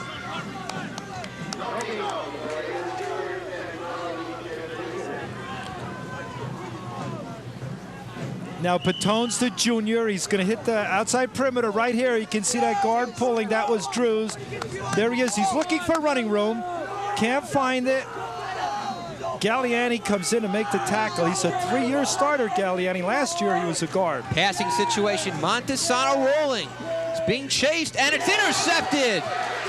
It's intercepted, and the Pelicans have a touchdown. That is number 65, Gus Chimos, and it is 6-0 Pelham. Gus Chimos, the junior, 5'9", 170 pounds, family moved from the Bronx, comes up here, loves it at Pelham. He's an honor student, president of his junior class, plays basketball and baseball. What a tough individual, does a great job offensively, and right there picks off the interception and take it in to give Pelham the lead, the momentum, and they are psyched, they're pumped, they have the enthusiasm now. It is 6-0 Chimos, who Dave Moskowitz calls his best player. Came up large there, not only the interception, but for a lineman, the way he ran it into the end zone. I talked to him during the week, and, just look him straight in the eyes. He has that tiger in the eyes. He really loves contact and even goes a little bit farther. He likes that collision. He is a true competitor. And Ray, it will not count. We've just been informed it is called back. First down. The Pelicans. No score. The Pelicans no score. Do get the interception, but a clip on the run back. So let's wipe out that score. It is still 0-0. And what an awkward way for the third quarter to start. Eastchester in confusion. By the way, I didn't see Palmiato. It was on 7-0. And there's the clip is on Runge. That's a mistake, because right now Pelham had the touchdown. Everything was going beautifully. Now you have the clip. That turns everything around, and that's where Pelham is beating themselves by making these kind of mistakes. And now Pelham calls time, and a confusing first minute 54 of the third quarter. We'll try to get it in order for you. What happened was Eastchester came out in utter confusion, and you wouldn't think that would happen after the half, but Luciano's sick. Not out there, and also we didn't see Palmiato out there, Ray. So that was confusing. Let's quickly show you the Pelican offense. Paul Bopp, the QB, he had a good first half, 4 for 5. Caruso and Galliani will rotate at fullback. Orlando, the tailback, he had 24 yards. Rickle, he caught a few passes. On the offensive line, Charles Runge and Chimos anchor that. Runge, though, clipped on Chimos' return. The Eagle defense, and they were phenomenal in the first half, really played well. The front five, Piaquati, the only starter returning on the front five of the line, actually, though. Luciano was a linebacker last year. And the linebackers, Codio and Herbert, and Bernardini anchoring that defensive secondary. So we mentioned what happened with Eastchester. They didn't have either of their top two runners in there, and they threw an interception. They couldn't get anything going, and now Pelham has the ball at the 17. They had that touchdown. It's called back, and that takes a lot of air out of the Pelham bubble. Yeah, but don't forget, great field position, almost in the field goal range already. First down, Bob. Now this is Orlando quarterbacking, and he flies close to the end zone. Let's see if we don't see a signal yet. Oh, it must be on the inch line. And he gained 16 of those 17, and this is a new quarterback, Danny Orlando. What a crazy third quarter. You see right here, he's going to the outside. Now, quarterback, if he sees he can gain 12 yards, take it. Good move right there, going to the inside, fighting, but his knee hit. His knee hit. Good call by the official. The ball may have been over the goal line, but his knee hit before he got to the goal line, and that's where the ball's placed. And it's confusing as ever. Orlando, quarterback the first two games, he's in there now. Now, I wouldn't be surprised if they go over the right guard right here. They're in a power I right. Let's see. Orlando gives it to the halfback, and let's see, no touchdown signal. That's Dean DeRenzis. Making the tackle was Bobby Hunt. You see, Pelham's in a power I right. Now here they come to the left. This is what you call an isolation play. Fullback leading it, and a good defensive play there by the defense of Eastchester, stopping a touchdown. Second and goal, ball still on the one. DeRenzis may have even lost a little bit. This is where you have to get the offensive lineman, get toe-to-toe, get tough, really just explode off that line. 3 backs behind Orlando. He takes it himself, touchdown. And this time, there are no flags on the play, and Pelham, for the second time, has a 6-0 lead.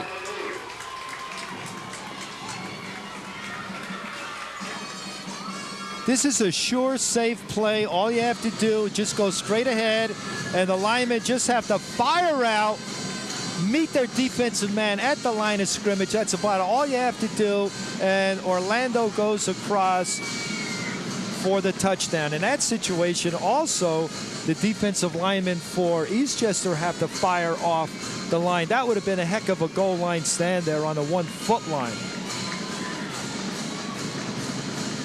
Orlando had a 3-yard TD run against Spackenkill as the QB, and now they will go for 2. 6-0. Orlando to throw to the end zone. And it is good, and a beautiful catch by Billy Sunkenberg. And that just an outstanding acrobatic catch in the side of the end zone, and that could prove costly to the Eagles. It's 8-0.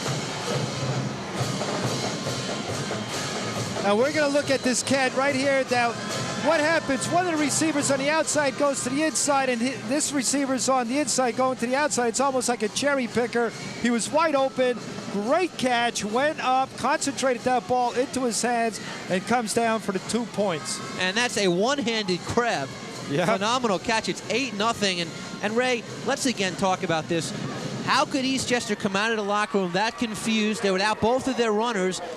But it seemed like they handed off to 2 people who had not been in the game, and third down, Montesano, everyone knew he was going to throw. Pelham was ready for it, and Pelham really capitalized right there. I think what really happened, the confusion was with Jimmy out of there, because with him not being able to play on offense, they have to get a new player in there, and they bring Patone in, who's really a tailback. He comes in, Morrow comes in.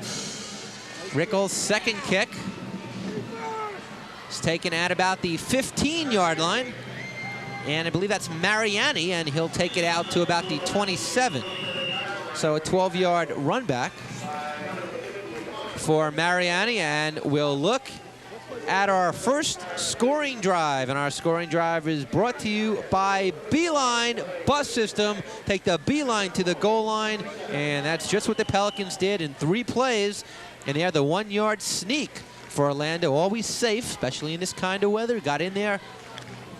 And it's 8-0, the 2-point conversion, as we just saw. Sunkenberg with a nice catch from Orlando. Eagles ball from the 27. And on first down, the handoff to number 35, and that is Mauro Piccanini, the fullback, and he is met with Pelham's defense. So he picks up nothing. That's the first time Piccanini has touched it. He's been a surprise backup fullback. It's a junior. This is a big job for Eastchester now. They really have to get a drive going here. They're behind 8-0. It's really going to show their character, not to give up and keep on fighting. Palmiato is in the backfield now. Second down, 7:15 to go. He gets it now, and he's dragged down by Runge. And in fact, the Runges again, Charles and Mark. Mark just a sophomore, number 75. And in fact, Palmiato will lose 1. It'll bring up 3rd and 11. Ray, why the big change without Jimmy Luciano? Well, Jimmy Luciano's the big blocker in there. He's also a powerful runner. And don't forget, when he is leading through the hole with the tailback behind him, you know, that's 240 pounds. You don't want to get in front of him. And if you do, you really get blown out. And that's what they really miss, his blocking and running.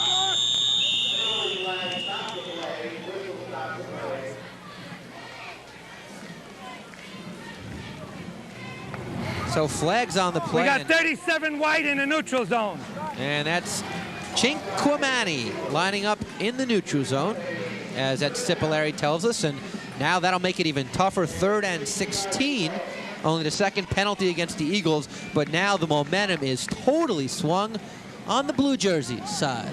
Yeah, Robert Cinquemani was in the neutral zone. He's a junior, 6 foot, 170 pounds. He's the honor student. And the other student is Greg Skolaski. He's the right tackle. And Dave Martucci, a linebacker for Eastchester. Montesano in a passing situation, and he throws this one 7 or 8 yards over the head of his intended receiver. And that was split end Matt Mariani. Mariani brings the plays in, split end along with Matt Smith, Robert Sacchi, all 3 seniors. And it'll bring up a 4th down. Ray, maybe better for the Eagles to throw a little 1st and 2nd down right now? Well, they're going to have to mix it up, but I think what they're really going to have to do is try to hit the outside a little bit more, because they're not getting anywhere running tackle to tackle. The Pelham defense is doing a good job there. High snap. Bernardini's second punt of the day. First one was good for 39 yards, and he gets an Eastchester bounce, and it's still rolling. And it'll be a 46-yard boot, no return. And good kick. Bernardini certainly did the Arco a favor there. No, we have a flag down there, Eric. There's a little bit roughness on the, you know, it's just getting a little bit carried away. Just like pushing each other. We have a personal foul, unsportsmanlike, dead ball foul against Pelham. Pelham. Oh, and that's another penalty against the Pelicans, and they've been hit hard by the penalty. That a personal foul, that their 5th penalty of the day for 60 yards. See, what you have to do is you have to maintain your poise, be disciplined. If someone gives you a shot, you know, and it knocks out the fillings in your molars, you know, you just can't come right back after the whistle and start pushing the guy. And unsportsmanlike conduct like that, because the official's right there. He's going to see it. He did. He called it. And this is really hurting Pelham. Pelham, they're really hurting themselves. You talk about a momentum killer, a 61-yard net yard play, because the punt 46, no return, and you tack 15 for the conduct. So 61 yards they got out of that, and maybe that'll swing the momentum, because now they're buried at their 27, where Eastchester was just in deep trouble. Orlando comes out as the QB. Bob went the whole way in the first half. Orlando in the second.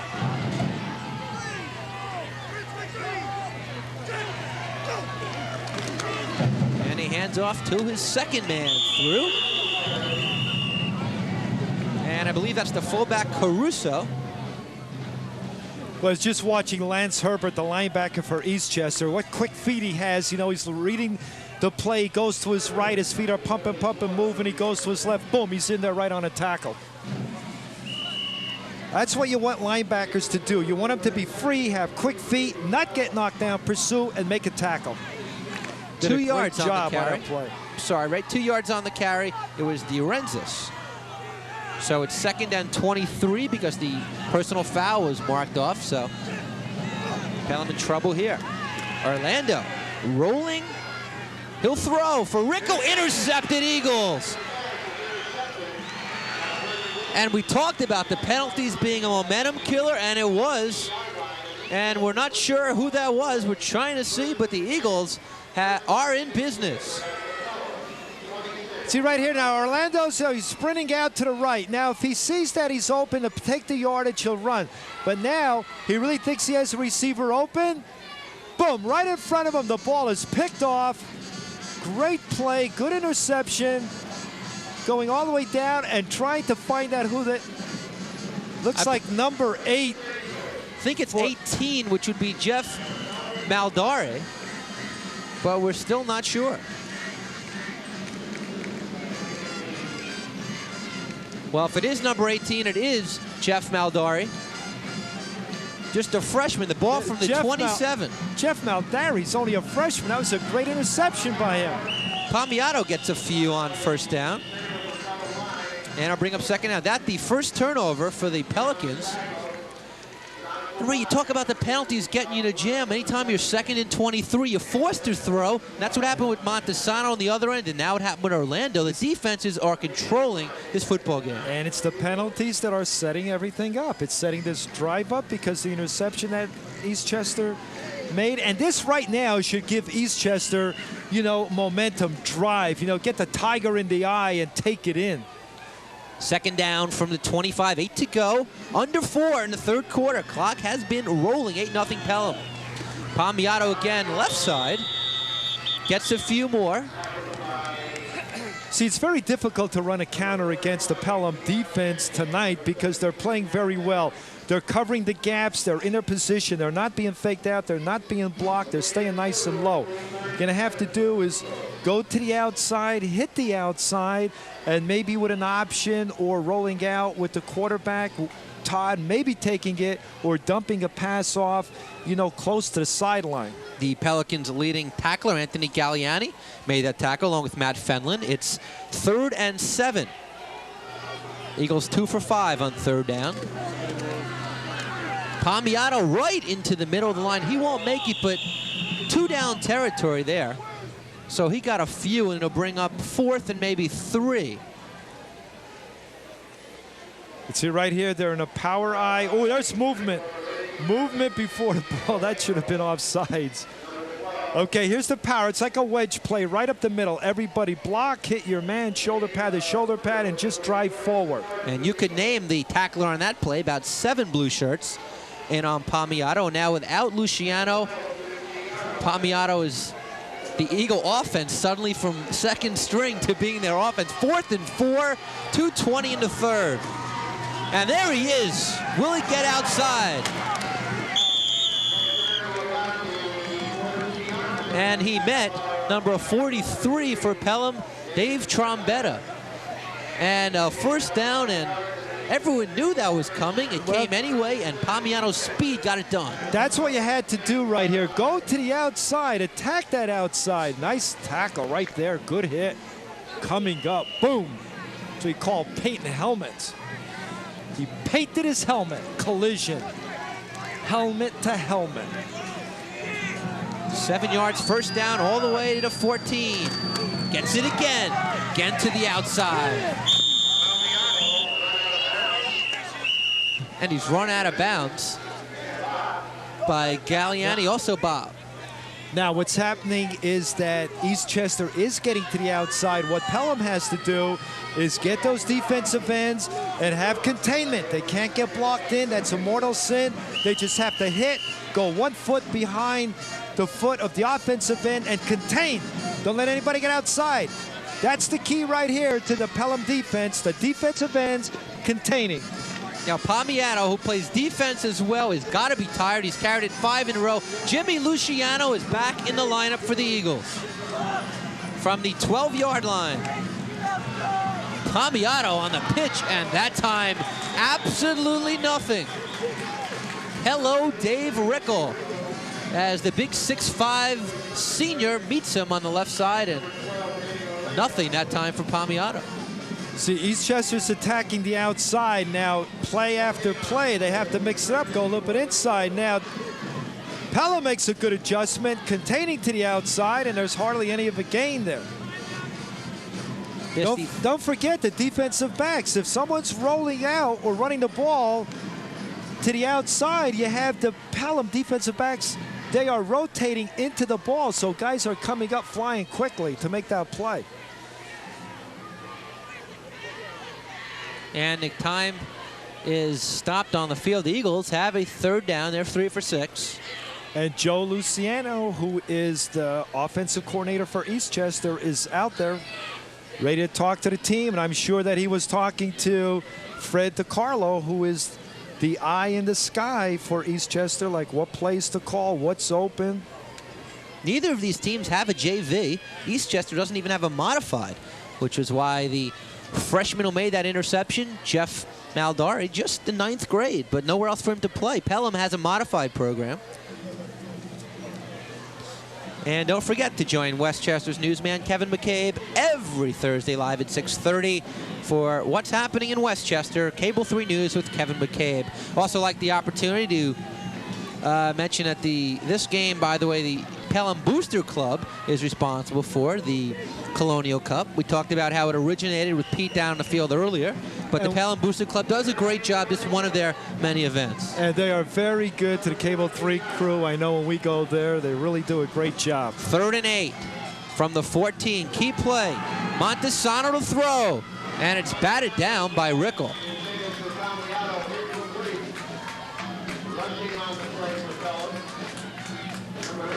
So Rickle batted it away, intended for Palmiano, and it'll bring up a 4th down.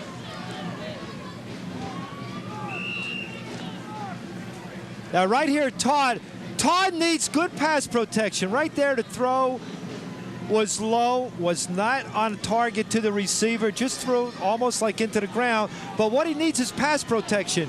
That offensive line has to come through and block. 4th and 8. They have to get to the 6. Montesano to throw. Gets it off to Palmiano, but he'll be short of the 1st down.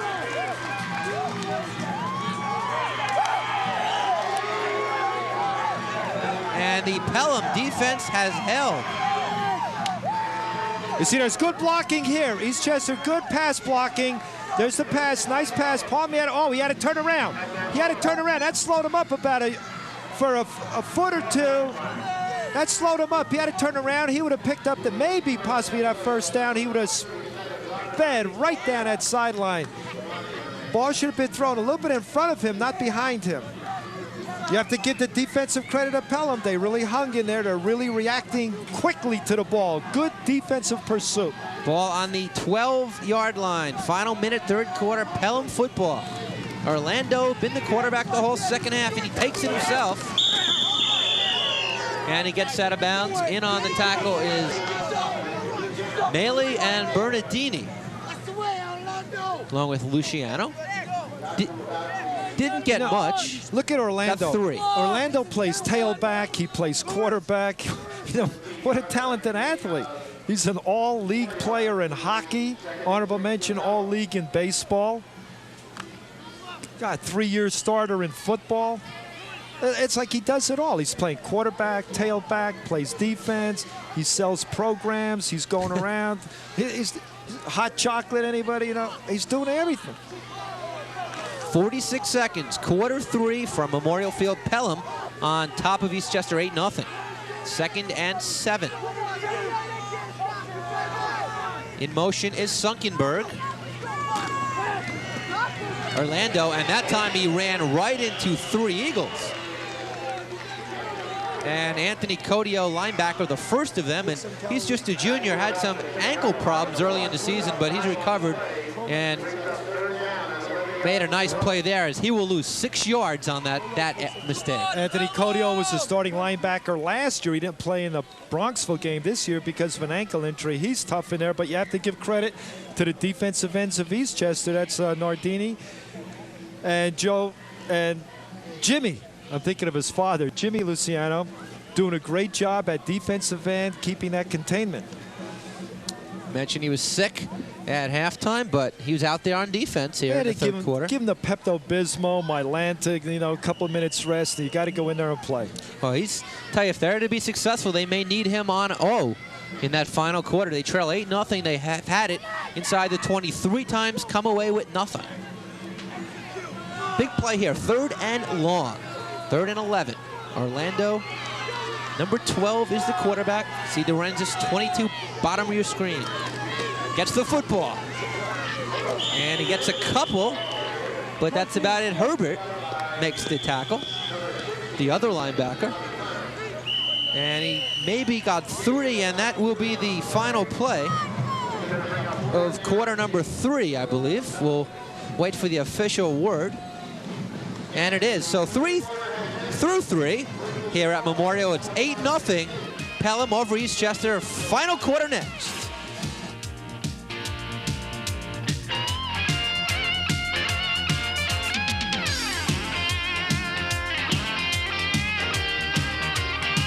An important message from Eastchester Town Supervisor James Duty. I'm asking the voters of Eastchester, Bronxville, and Tuckahoe to support the entire Eastchester team on Election Day, because working together, we get results. Les Vaccaro, Jim Kerwood, Patty Dorenwind, Joe Burke, John Gilday. Vote row A or the Town Independent line, Tuesday, November 5th. You already know about the safe, comfortable transit the Beeline buses offer, but do you know the best way to use them? It's easy. Just get on board for a small fee or use your economical passport. And then read a book, write a letter, talk to friends, knit a sweater, get some rest, read the news, admire your newest pair of shoes, catch some tunes, study hard, give someone your business card, dream of what you want to be, or just enjoy the scenery. relax, because on the Beeline, we'll do the rest. Final quarter, and it is 8-0. And Pelham has a 4th and 8 and 4th and 9 perhaps. At their 14, they'll be punting. I don't know how Pelham's getting away with it. They're not getting that ball back to the punter. It's a bad snap, and they're just getting the punt off. They're dodging a bullet every time, because Eastchester should come with the rush, and they're going to come up with a block. Give Rickle credit, the punter. He's punted 3 times, averaged 29 a punt. And Rickle last year was voted all-county by the Westchester Rockland Gannett newspaper. He's an honor student, scored 1,300 in the college boards, and interested in Cornell. And again, another bad snap, and this one is not blocked to the 46. It's Bernardini. And he'll fight his way inside the 40. Excellent field position to the 38-yard line. And the Eagles are in business. 1st and 10 from the Pelham 38. Good kick, but really, again, Rickles had the trouble of picking the ball up off the ground every time. And fortunately for Pelham, he's done it. He's doing a great job, but I'm going to give a lot of credit to that Pelham defense, because, boy, they are really hitting. Every time, you put a hit on a ball carrier and they end up on their back, that means you are really sticking people. You're picking it up a notch higher. You're playing on a course of collision. And they are really popping down there. It's a snap, crack, popple game. And Luciano, who's back in there, gets the ball and he drags 3 people. And that's the difference when Luciano's your fullback. Initial contact, but he went 3-4 yards after that.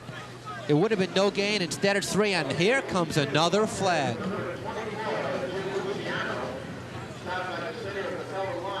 See now, someone down there must be losing their poise. Personal foul, unsportsmanlike, 50 white. And that is number 50, Bobby Drews of Eastchester, offensive guard. And this is a nightmare to the Eagles because they have great field position. And now we go back 15. The stats through 3 quarters of this contest looks pretty even, huh? Rushing yards, Eagles have the advantage there with 78 passing. No passing in that 3rd quarter. Total yards, pretty even. Turnovers, we mentioned, would be the big story, and it's been 2 for Eastchester, just 1 for Pelham, and time of possession even. You know, you look at Pelham, Dave Moskowitz, the coach, coming from Ramapo. What a change for him. You know, going from a Class A school to a Class C school. You know, you really have to give him credit for the good job he's doing here at Pelham. From the 52nd and long, and Palmiato just gets 3. Anthony Galliani stops him right there, and Eastchester now has a 3rd and long as we're under 11 to go in the game. And they cannot afford those 15-yarders. Neither team can. And this is what you have to do as a coach. You tell your defensive line, put the pressure on rush, watch a draw, watch a screen. You tell your defensive backs to play deep. Don't let anyone behind you react to the ball, because Eastchester in a situation like 90%, 95% of the time will pass. 3rd 21 passing situation. Montesano has some time. He goes all the way long. And again, overthrows his receiver, Bernardini. And in the second half, Todd Montesano 0 for 3, and he has not come close to a receiver as he continually is overthrowing them. And here's Todd setting up. He drops back. He should go back maybe another yard or 2 to give Bernardini time to get a little bit deeper. He throws it so early. Bernardini never had a chance to get the ball. And a high snap. And Bernardini now, as he's punting, gets it off. Great special teams play for Eastchester as they get down there right away in a dangerous play. And another flag on the play as Dorenzis, I thought, took a chance in picking that ball up right there. You know, a lot of times you take a chance like that, then all of a sudden, boom, you know, you break right through, and it could be a 10, 20-yard game. Now, see, here's the chance. He took it hoping that he could break it. But most of the time, it doesn't happen. We have a dead ball foul, unsportsmanlike, Eastchester. And the 2nd unsportsmanlike in a row against the Eagles. And that is costly. Because you look at this, Eastchester started out, Ray, 1st and 10 on the Pelham 38. And now look where the ball's going to end up. It's going to end up on the 36. Yeah, but you don't want a good game like this marred by penalties of unsportsmanship. I can see if you're in a neutral zone or offsides, but you don't want to, you know, discredit the game. Both teams are playing tough. The defense, you know, are excellent. All right, let's go on the field for more with Pete Arch. Our guest right here is Chris Simon on the field. Chris was a quarterback of the Eastchester Eagles in 1977. He played in a very memorable game against Pelham. Chris, tell us a little bit about it. It was right over there at Glover Field. It was 0-0. There's about 6 minutes to go in the game. And we lined up to kick about a 35-yard field goal with Pete Chulo, cameraman's brother. And Coach Karowski said, all right, Chris, let's run the old fake. And I hit Robert Esposito for the what ended up being the winning touchdown, a 35-yard touchdown pass to Robert Esposito. Boy, Eric, I didn't even know Coach Karowski was that smart. Certainly. Very smart. Great record in Eastchester. And tell you, it's got to, you know, even though you're not coaching them now, you still... Well, I'll tell you what, Chris Simon was my quarterback. Peter Archiello played for me, and I put him in to kick the extra point against Sleepy Hollow, and we won that game. Orlando picked up 3 on 1st down. He gets the pitch again, and he'll pick up 2 as Bop is again in there, as Moskowitz is playing revolving quarterback. On one hand, Orlando's the team's best tailback, but they've been more successful with him at quarterback here than Bop. But what do you think about what he's doing, shuffling the QBs? Well, don't forget, you have Orlando at quarterback, but he's actually a runner. So now he can run the option well, and he's almost like a tailback in that quarterback position. Get out! Get out! Get out, Dean! Get out! Get out! Louie, stay in! And excited. You get out, Dave you Moskowitz. stay in. You come out, you stay in. Used to do that a little bit on the sidelines. How you lose it sometimes. You get a little excited. You know, you want your team to win. The guys work hard. 3rd and 5. Bob the QB is being rushed. Gets it off. What a catch. Dave Rickle, and that is why you're all county, and now he's being overruled. They say no catch. You make the call. Now look at the pressure coming from the backside.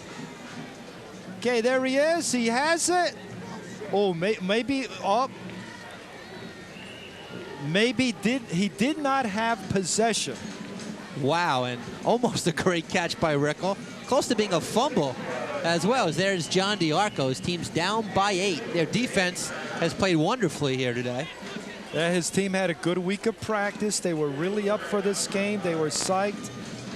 They'll get the football back, but they haven't been able to do it offensively. They haven't been able to punch it in 3 times inside the 20. And watch for the bad snap again. It's every single time so far today. Rickles, 6th punt of the day, averaging 28. And a good snap. And what a kick. As Palmiotto better pick that up. And he does. And he's thrown down.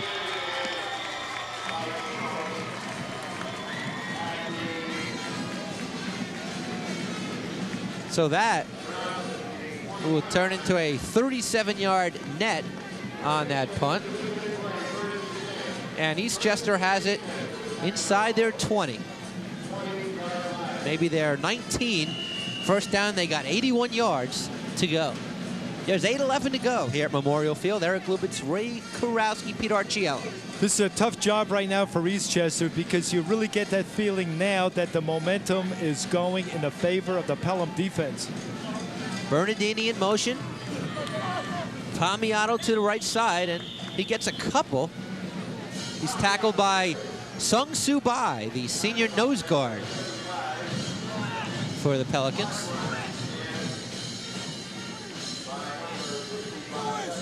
And we'll bring up 2nd and, let's say, 8, as something has to give here. In the Bronxville game. You don't want to get in a position where you really have to play catch-up football and start airing the ball out, throwing. You have to mix it up with the pass and the throwing. And there's a handoff. Flags fly all over the field. Indicates a hold. We'll have to wait. That was the fullback, Luciano. 2 men in motion. That time, but it'll come back. Sung Soo Bai with the 2nd tackle in a row for Pelham.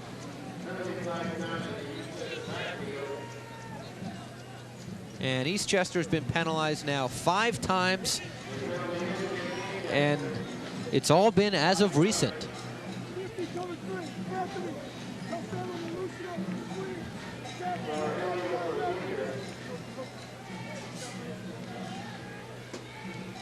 And you think about how Pelham got their 8 points. Eastchester confusion on offense starting the 3rd quarter. The interception and great field position. The Pelicans just marched it in. 2nd and 12. Montesando hands off, and that is the backup fullback, Piccinini, handling it for the 2nd time. And he got 3. And it'll bring up a 3rd and about 9. And now you'd think a passing situation. Montesano hasn't thrown really to the fullback Luciano today. I believe just once to Palmiotto. Well, Jimmy will be used as a blocker. He's an excellent blocker. He's big, strong, so you'll use him to protect Todd. Okay, let's see what they do. Plenty of time. Gets it off, and it is almost intercepted. And that is Danny Orlando. Already has an INT for a touchdown this year. And I'll tell you what, if that ball was thrown a little bit higher, it would have been an interception. You can see Todd, he's sprinting out to his left. The ball is thrown low here. If that was a little bit higher, that could have been an interception. Junior Matt Fenlon rushed Montesano, forced him into getting rid of it. And there's only 6:16 to go So the time is in Pelham's favor. Pelham thinks fake. Eastchester, oh, doesn't give him one. Bernardini shanked this one. Get away! And it takes an Eagle bounce. Fortunately, and it turns out okay, actually.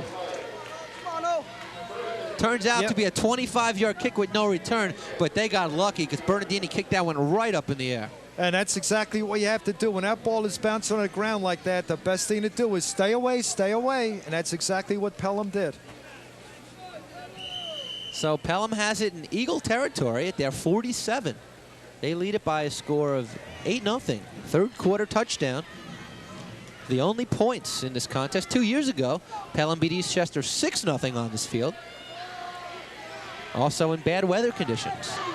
Weather has not been a factor in the second half. It's cleared up. And Orlando, and there's good running room as he gets about 6. That was an isolation play. The fullback, Galliani, was leading it.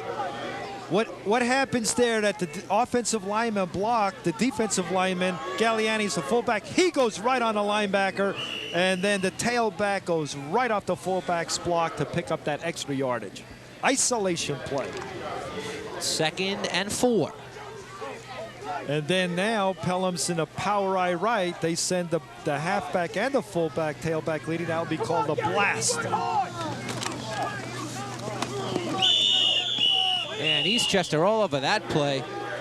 And Durandis will be thrown for a 2-yard loss, making the tackle for Eastchester, Anthony Codio. And that'll bring up a 3rd down. Under 5 to go now. Pelham on 3rd down's been successful today. See what Pelham's doing now. They're using the running game. They're controlling the ball, chewing up the clock. It's up to Eastchester to force Pelham into a mistake. Create a fumble, an interception. Bob to throw. He goes for it all to Sunkenberg, and he overthrows his receiver.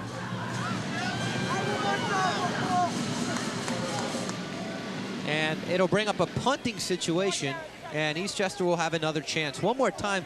This time, Bob just too far. Yeah, all the Bob has to do is, just go back another yard or two and get a little bit more height on the ball. The better the height, now the receiver can go and get it and catch it. But if you don't have the height, then you'll overthrow the receiver. This is the 7th punt for Pelham, and Rickel has been a busy man. Offense, defense, and this is punt number 7. And this snap is good. 2 good ones in a row. As Eastchester lets it go, and it takes a Pelham bounce. And Eastchester is going to be buried.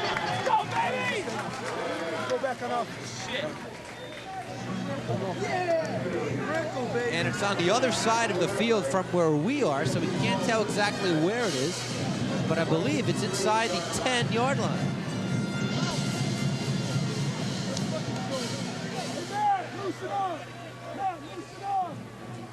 And Eastchester will have just 4:08.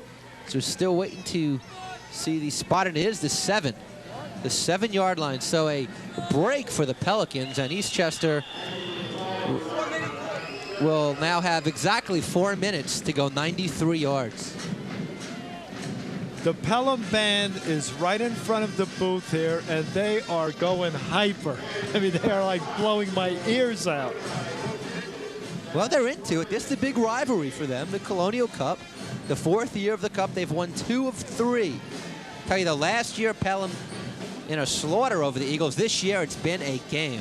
Yeah, but they're pounding that drum, beating, pounding, going, if they had a tune, like a Rocky tune or something. They're getting into it. Hey, and when you have a winning program, you usually get the fan support, student body, and they could be 3-1. 4 more minutes of defensive football here. We're going to have to give this band some credit also. They're doing a heck of a job. They're blowing our ears out here the entire second half. And right now, the Pelham players on the field are getting the fans and the band into it as they're making noise. The only time these teams get to play at night, under the lights. this season, and Isn't something this a special great, to both of Isn't them. it a great football night? You have lights, a little bit of mud, the toughness, the dirty jerseys, you know, the paint on your helmet from the opponent's helmet, shoulder pad, cracking shoulder pad.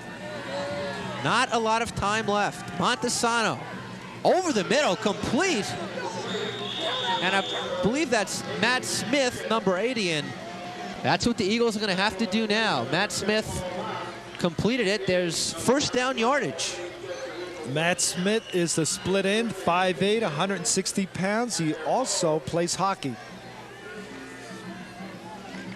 So a first down. That's the first time Smith got it. He got 16 on the play. First time Montesano has completed a pass in the second half. Only the second all game. He's throwing again. And he completes it again. And over the middle of the field, and that's Robert Sacchi, who came in for Smith on that play. The other split end, he rotates. And he picked up 6. Robert Sacchi's 6'2", 165 pounds. Good reception right here. Oh, the officials in a way. Oh, maybe. Looks like maybe a late hit. 3 minutes to go, 2nd and 4. Montesano's completed 2 in a row. He's being rushed. And it is Galliani, and he's in the end zone. Oh, what a play to be in the right spot at the right time. Todd was rushed, pressured, he was hit. The ball was being released from his arm at the same time. Galliani comes up with the ball, streaks into the end zone for the touchdown. Now Todd's being rushed here. There comes the pressure by number 76. Yeah, Galliani's right there.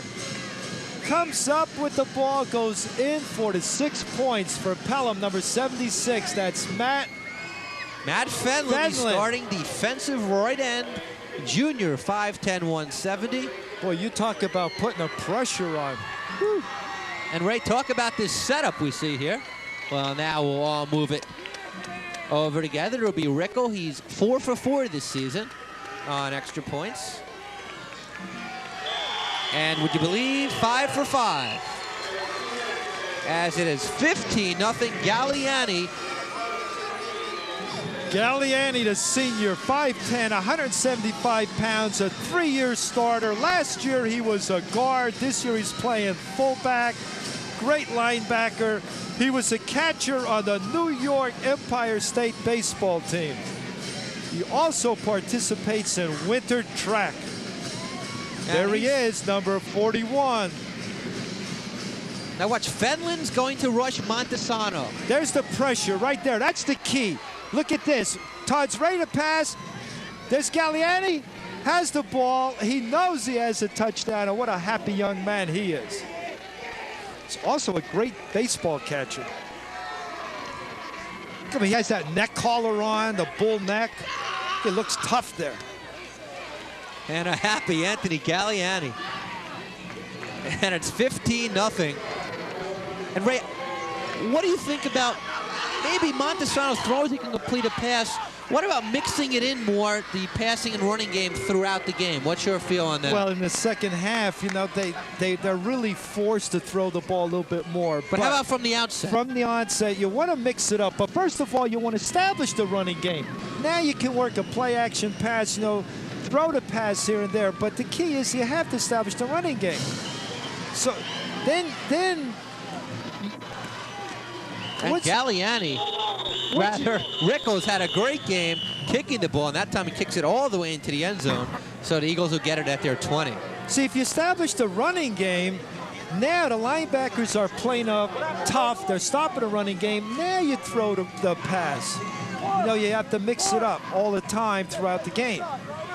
But if the linebacker, you know, if you don't have a running game, the linebackers are going to stay back. They're going to cover the hook, the curl area. The defensive backs aren't going to come up to make plays. Then it's hard to complete a pass in a situation like that. So they'll re-kick it as another flag thrown on the play.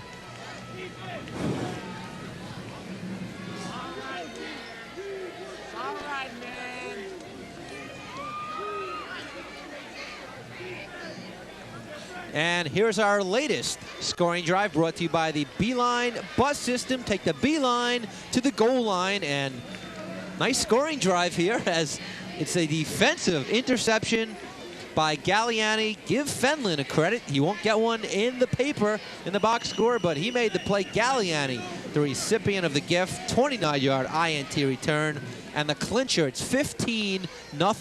2:53 to go.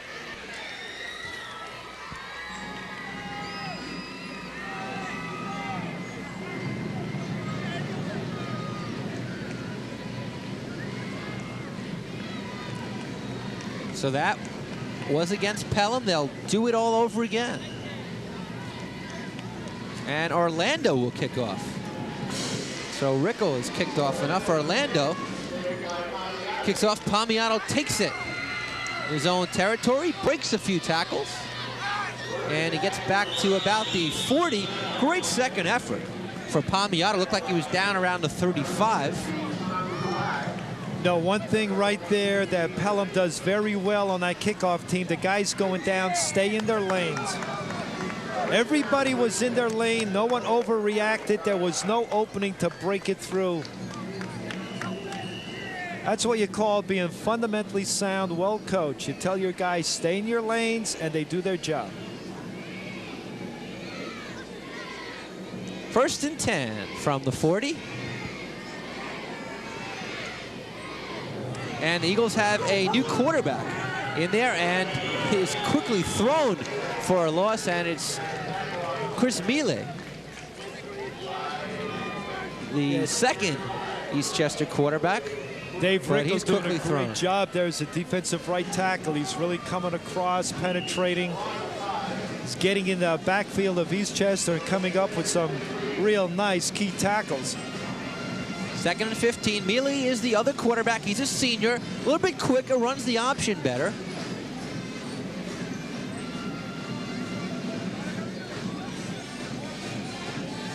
Gets it off, and it's thrown incomplete.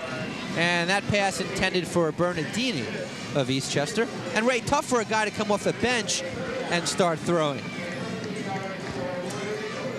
Yeah, it certainly is. You're in a position where, you know, you're playing catch up and you feel the pressure. You know, I really have to come through, you know, complete these passes, and you have to have that offensive line protecting you. You really need the blocking.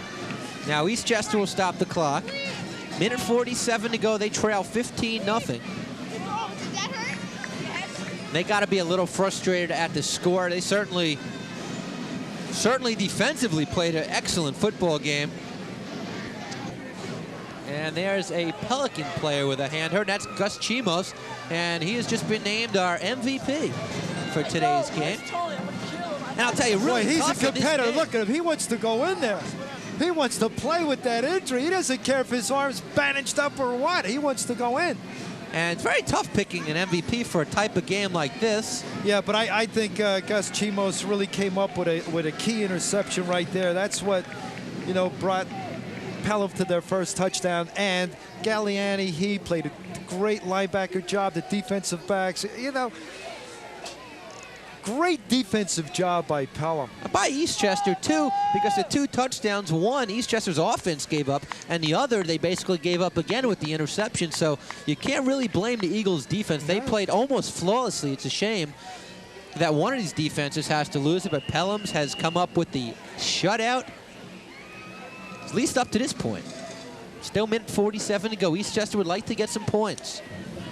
Got 21 last week against the Tuckahoe Tigers in a victory. Shutout against Bronxville. Miele, the QB now. And he lofts one, and he completes it. Almost at the 50, and that's Bernardini for 14 yards.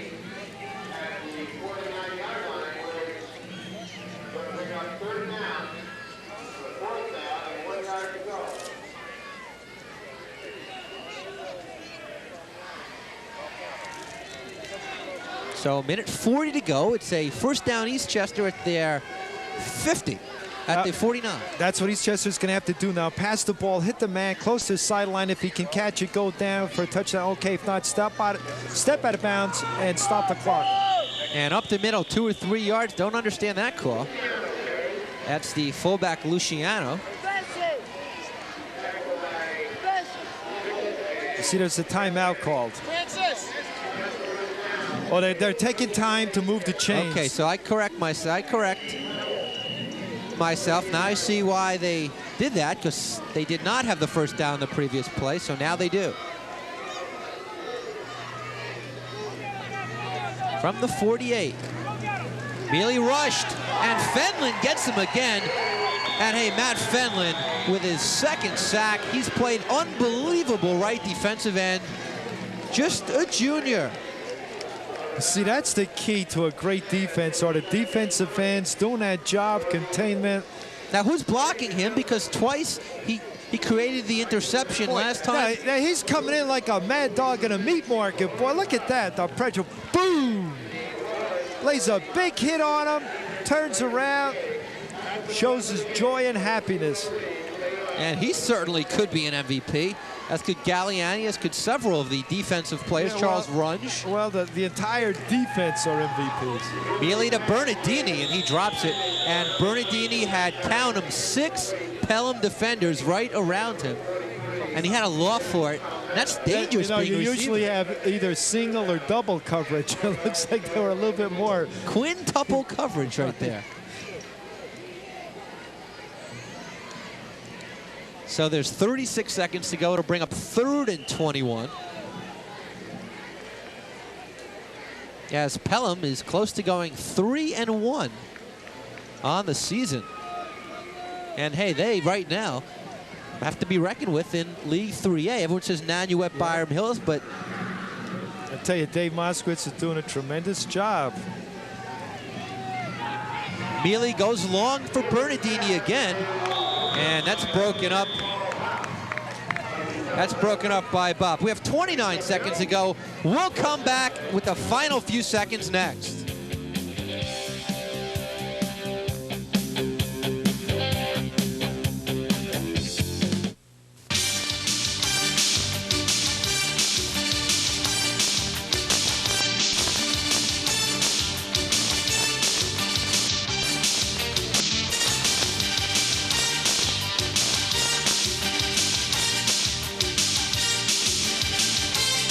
This week, it's the Battle of the Conference 1 Tigers as White Plains takes on Mamaroneck from Mamaroneck's Memorial Field. And you can catch all the action exclusively on Cable 3.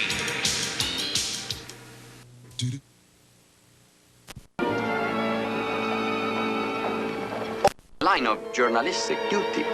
I can talk to the press much more informatively over a good... Well, it's not final yet. There's still 29 ticks to go. It's 15-0 Pelicans. Eastchester has a 4th and 21, and Pelham is ready for it. Their secondary, Paul Bob, the quarterback, and also the free safety. He's been back there. Orlando's been back there. They've been ready for it. Dorenzis, Sunkenberg. As they know, the Eastchester's been forced to throw here, and they need 21, as we mentioned. They're from their 44, Mealy. And he goes long for Bernardini, and a lot of contact, and I believe that is intercepted. Let's see, yes. It's intercepted, a lot of contact. That is Luis Caruso, number 35. Maybe could have been a flag on that. Man, you know, you're running down there, it's almost like you're in a bumper car. It's a lot of banging, bumping, pushing, shoving. Okay, here's Mealy setting up. Nothing to lose for Eastchester. Now watch the bumping, the banging, all the moving. Look at this. Bump, push. Oh, they're all going for the ball. That's okay. They're all going for the ball. Good play.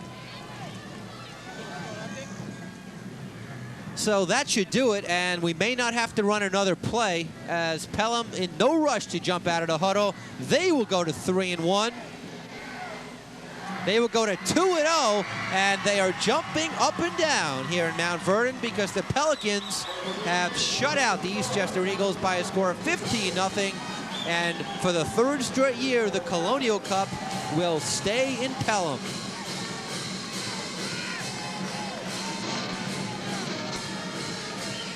The traditional handshake between the teams at midfield. And on our Ged's graphic scoreboard, there's the final. We'll come back with post-game next.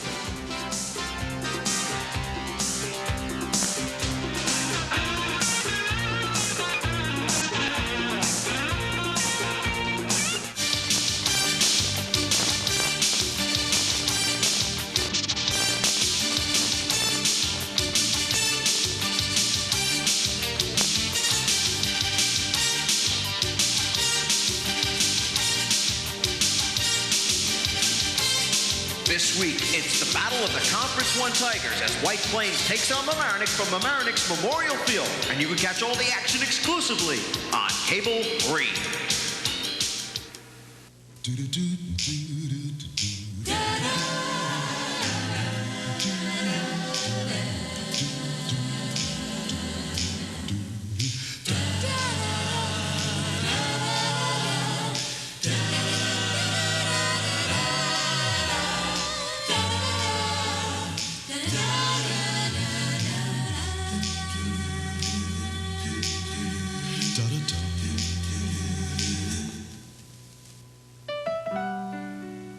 In 30 seconds, we can't explain it or give you enough examples to prove it.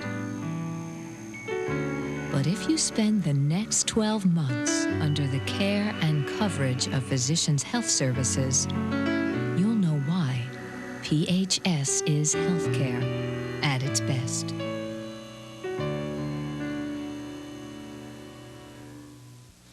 All right, the Pelicans have shut out the Eagles 15-0. And right now down in the field, Pete Archiello is with Dave Moskowitz, the Pelican coach, and our MVP for Pelham, Gus Chimos. We've got victorious Colonial Cup coach here, Dave Moskowitz, and the Cable 3 player of the game, Gus Chimos. First, we're going to go to Coach. Your first Colonial Cup game, how impressive is it? I understand it's a big rivalry. It meant a lot to the kids, and just coming in, I'm getting used to the Pelham traditions. So it's a very big win. Did you detect anything before the game in the kids in the locker room, how excited they were about this? I could see they were very intense, maybe a little too keyed up, maybe a little over emotional, and that might have played against us. What do you think was the key to the victory, defensively? We made some defensive adjustments in the second half. We played basic defense in the second half. We were overreacting, over-penetrating on defense in the first half, and we got hurt on a few counters. And we just got back to playing basic, solid football in the second half. It seemed that a big part of your defense was the ends. The ends played very well, contained what could be a quick Eastchester running game. Our ends are very young, and we really worked a lot with them this week on banging the end and not letting the end outside of them. And Matt Fenlon and Mark Runch came through really big. Okay, now we're going to go to Cable 3 player of the game, Gus Chimos. Gus, only a junior.